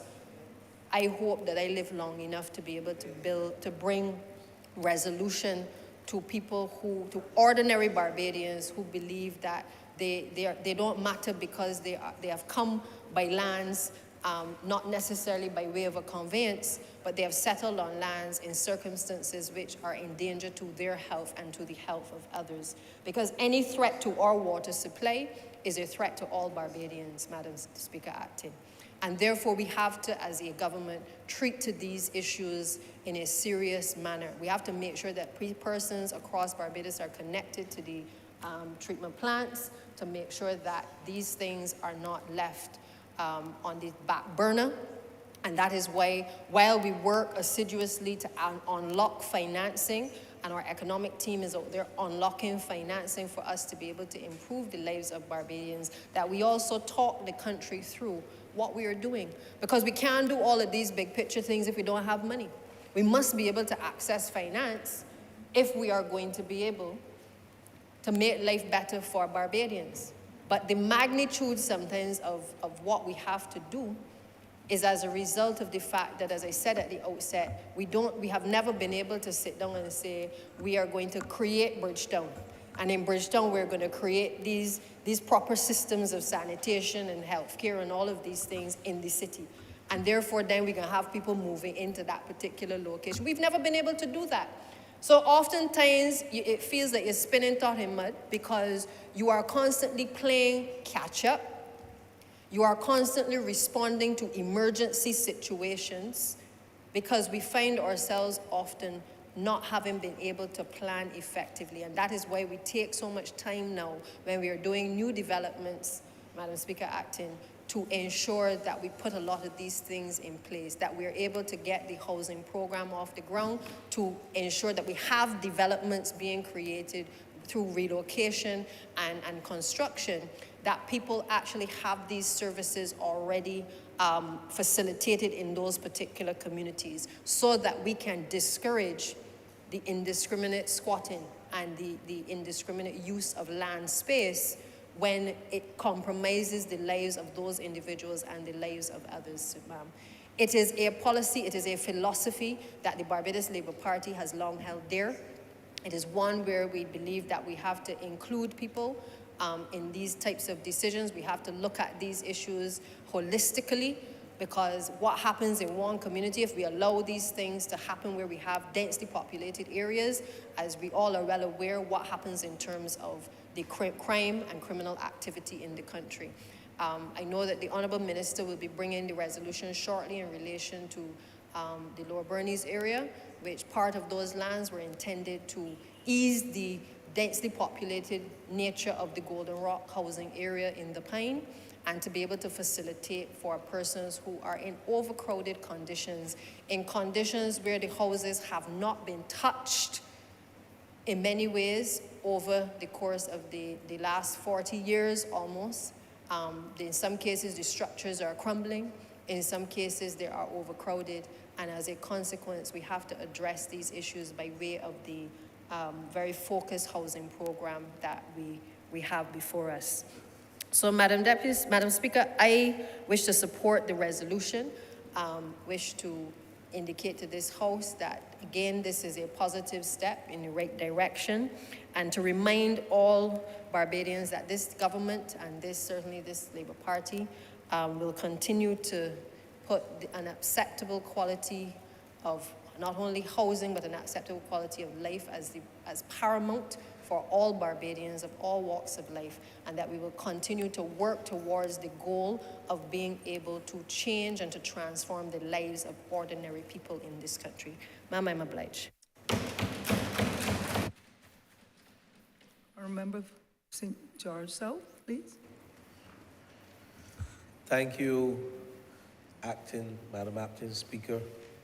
First, let me congratulate and thank the members who spoke on this resolution to acquire these 3 parcels of land at Kedgerton, New Road, and Becker's Land. I'm not going to be too long, but there are just a few things that I want to comment on. And first, let me comment on the words of the Acting Prime Minister, member for St. Michael's Southeast. And certainly, Acting Speaker, members of this chamber, and those who are listening, and I will marry her comments with the comments of the member for St. Michael's South Central and speed and skill.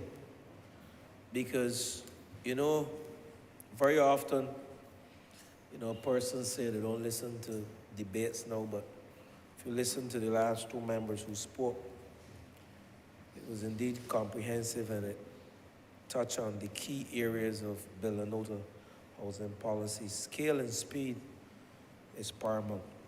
And I start there because when we set about this journey, this silent revolution, housing revolution, some people thought that the government alone will build out the housing stock in this country to alleviate some of the challenges, and not only housing challenges.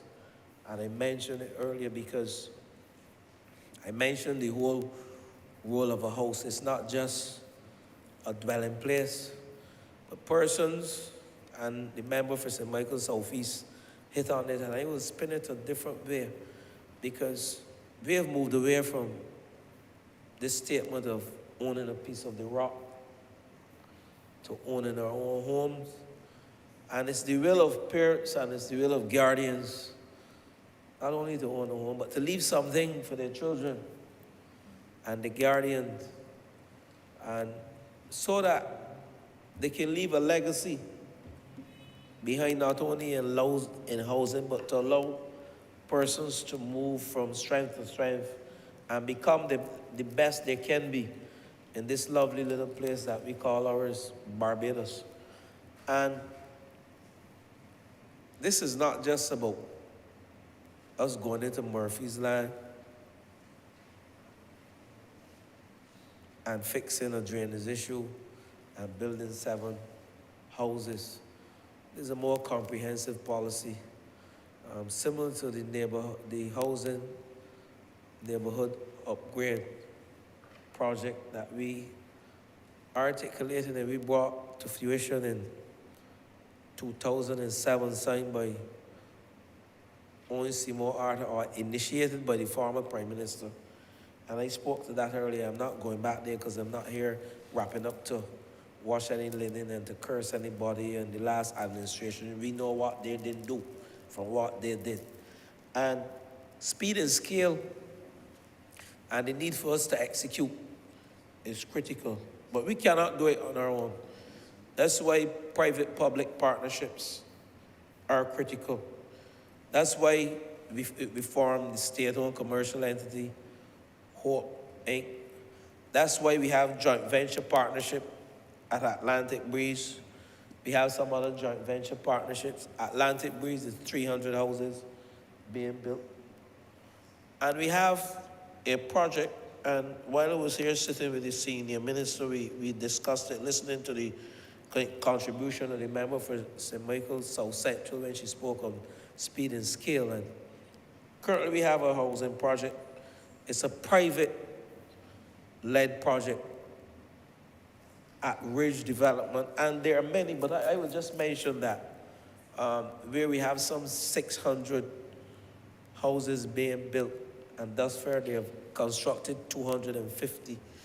And it's not just houses going up there, but they have diverse amenities like supermarkets and where persons can go and do the barbering and stuff. So there is a commercial village within that 75-acre lot that we are building houses that the private sector is engaged in housing solution. I want to thank the member for Christchurch West because he was speedily to approve the application to ensure that the commercial side of that development is indeed taking place. And when persons go to buy a house, they're not just buying a house to live, but like I said, they are buying a home and they're buying a place where they can access various amenities and services. And when you speak to speed and scale, that is what you need. Gone are the days when we are going to be building 30 houses to satisfy the demand. And various options have been offered. We have like gaze steel houses, we have hardwood houses, and we have the farm houses. And I think someone came into the country only yesterday to meet with senior minister and myself to discuss another housing proposal, another type of housing. And of course that would have to get the will of cabinet before we can discuss anything further on that. But there are various options, that we have embarked upon as a government to indeed build out the silent revolution that we speak about so glowingly, and we seek to give the people the level of comfort, especially at the base of the pyramid. When you look at the pyramid, the majority of the people are at the base, and those are persons in the lower socioeconomic bracket. And that's where we have focused, not only there, but that's where we have concentrated most of our energies, Member for St. Michaelis, in order to give our people in that category a hand up and give them something that they can call their own, something that they can take to our banks and our credit unions to say, hey, listen, look, I am marketable, I have assets, and I can go forward and I can accumulate wealth. And that is what is lacking in this country. So don't only see us building houses as a way for someone to go and put down their head and sleep. That is important too. But the ability to accumulate wealth and to move persons from the informal sector to the formal sector where they can be recognized, and banks would want them to enter their doors, where they can start businesses because they have collateral, they have something called an asset in a home. And these are some of the things that we have to think about. It's not just a house that we are building, but we are building an economy. We are uplifting people socially, economically. And as we speak to, and I'm looking at the member for St. Michaelis because we are going to the bell as well in addressing some of these challenges and dealing with the issue like we are dealing with at Rock Hall. And I know the member is asking us to find land in St. Michaelis, where his people will stay with him. Put it simple, and he said he's looking for something. That's all for me too. Don't let us go there this afternoon. But Acting Speaker, Madam Acting Speaker, I hope I'm driving home the point that this resolution, while we accept that we will address some of the challenges on Murphy's Pasture, while we accept the fact that we will be able to house 20 families on 3 sets of land that we are acquiring here in the Lord Chamber. But we have to accept that we have a problem in the urban corridor. The urban regeneration, the urban renewal is a bigger problem. But let me end off, though, Acting Speaker, Madam Acting Speaker, by referencing again the member for St. Michael's South Central and the whole aspect of derelict housing and vacant lots. And she mentioned the need to I don't want to misquote her, but she mentioned the need for us to re-engineer and plan better because we don't have access to the monies that years ago and administrations before had. And the last administration had 80 million. We put 80 million Barbados. We put 20 in a co-financing deal between the government and IDB. And I can't forget that because money is not plentiful now. And I use the term, I said, and somebody quote me, Dwight, you mentioned in Parliament, you don't have a war chest. Which is true. I don't have a war chest. So that's why the derelict housing and vacant lots, that's a very important project as we seek to provide these housing solutions for many Barbadians and many persons that are within the low socio-economic bracket and also the middle income bracket. As we come below that pyramid, as we come down that pyramid, there are more to serve as you come down that pyramid and to provide a service for with respect to housing. The derelict lots in this country, there are some 15,000 unoccupied houses and some 20,000 vacant lots across the island. The news to this chamber, and thank you for raising it, member for St. Michael South Central, we have prepared a draft paper within the ministry, and we are currently, we met 2 weeks ago, and we are fine-tuning this paper, where we are looking at the possibility of an SPV, special purpose vehicle, where we can come in and address this project without having a drain on the consolidated fund and impacting our fiscal position and the balance sheet. Those are some of the things that we are looking at. Because within the realm of the 15,000 unoccupied houses, derelict houses, most are derelict houses, and vacant lots, what we have there, we have services there, we have infrastructure, we have water, we have light. So it is easier for us to utilize these 35,000. I don't know how much of those we can really achieve or we will achieve, but we are going after the 15,000 unoccupied houses and we are going after the 20,000 vacant lots. And soon to be, we will prepare a paper once agreed to by the various managers within the Ministry of Housing, Lands and Maintenance, and of course, National Housing Corporation. I will take it to Parliament as the minister responsible for this ministry and seeks cabinet input.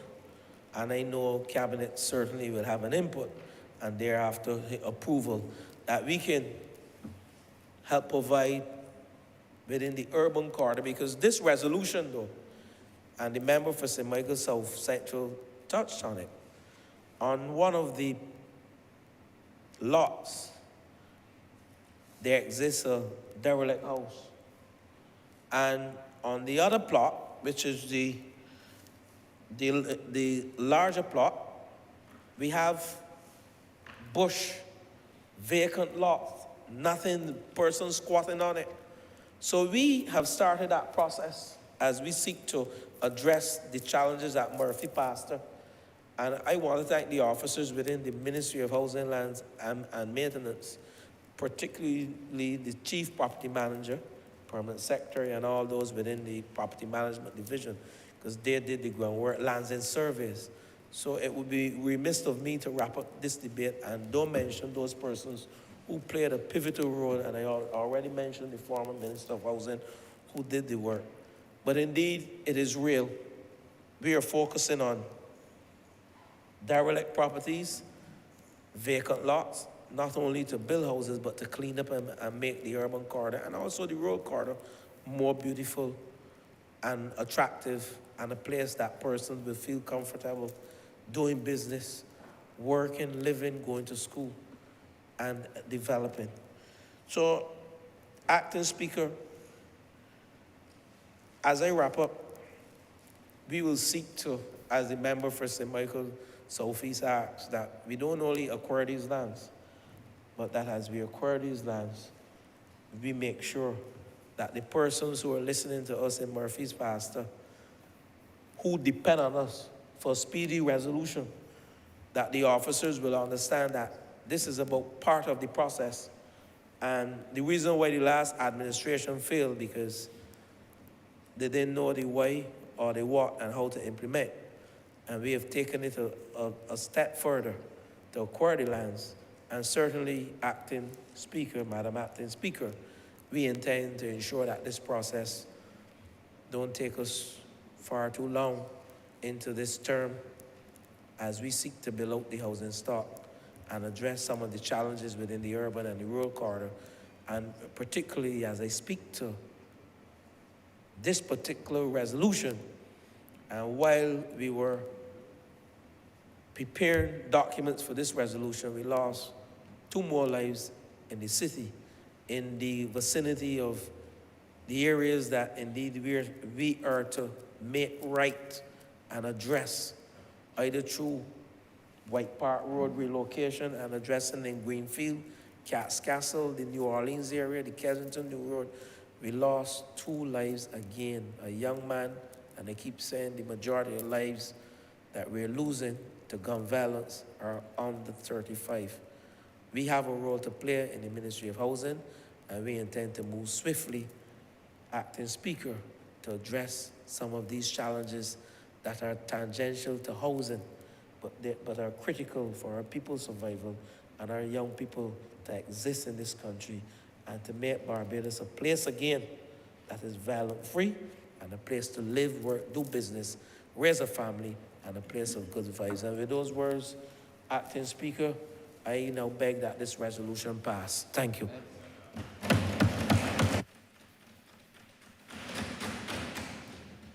The question is that this resolution do now pass. All those honourable members in favour, please say aye. Aye. Those against, please say no. Methinks the ayes have it. This resolution do not pass. Madam Acting Speaker, the committal of papers.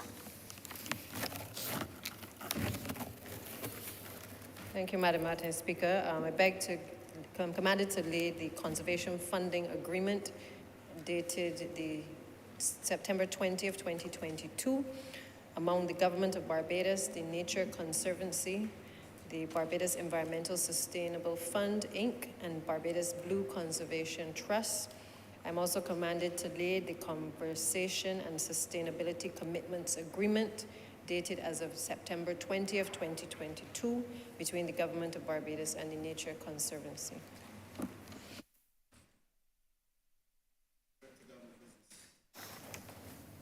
Business.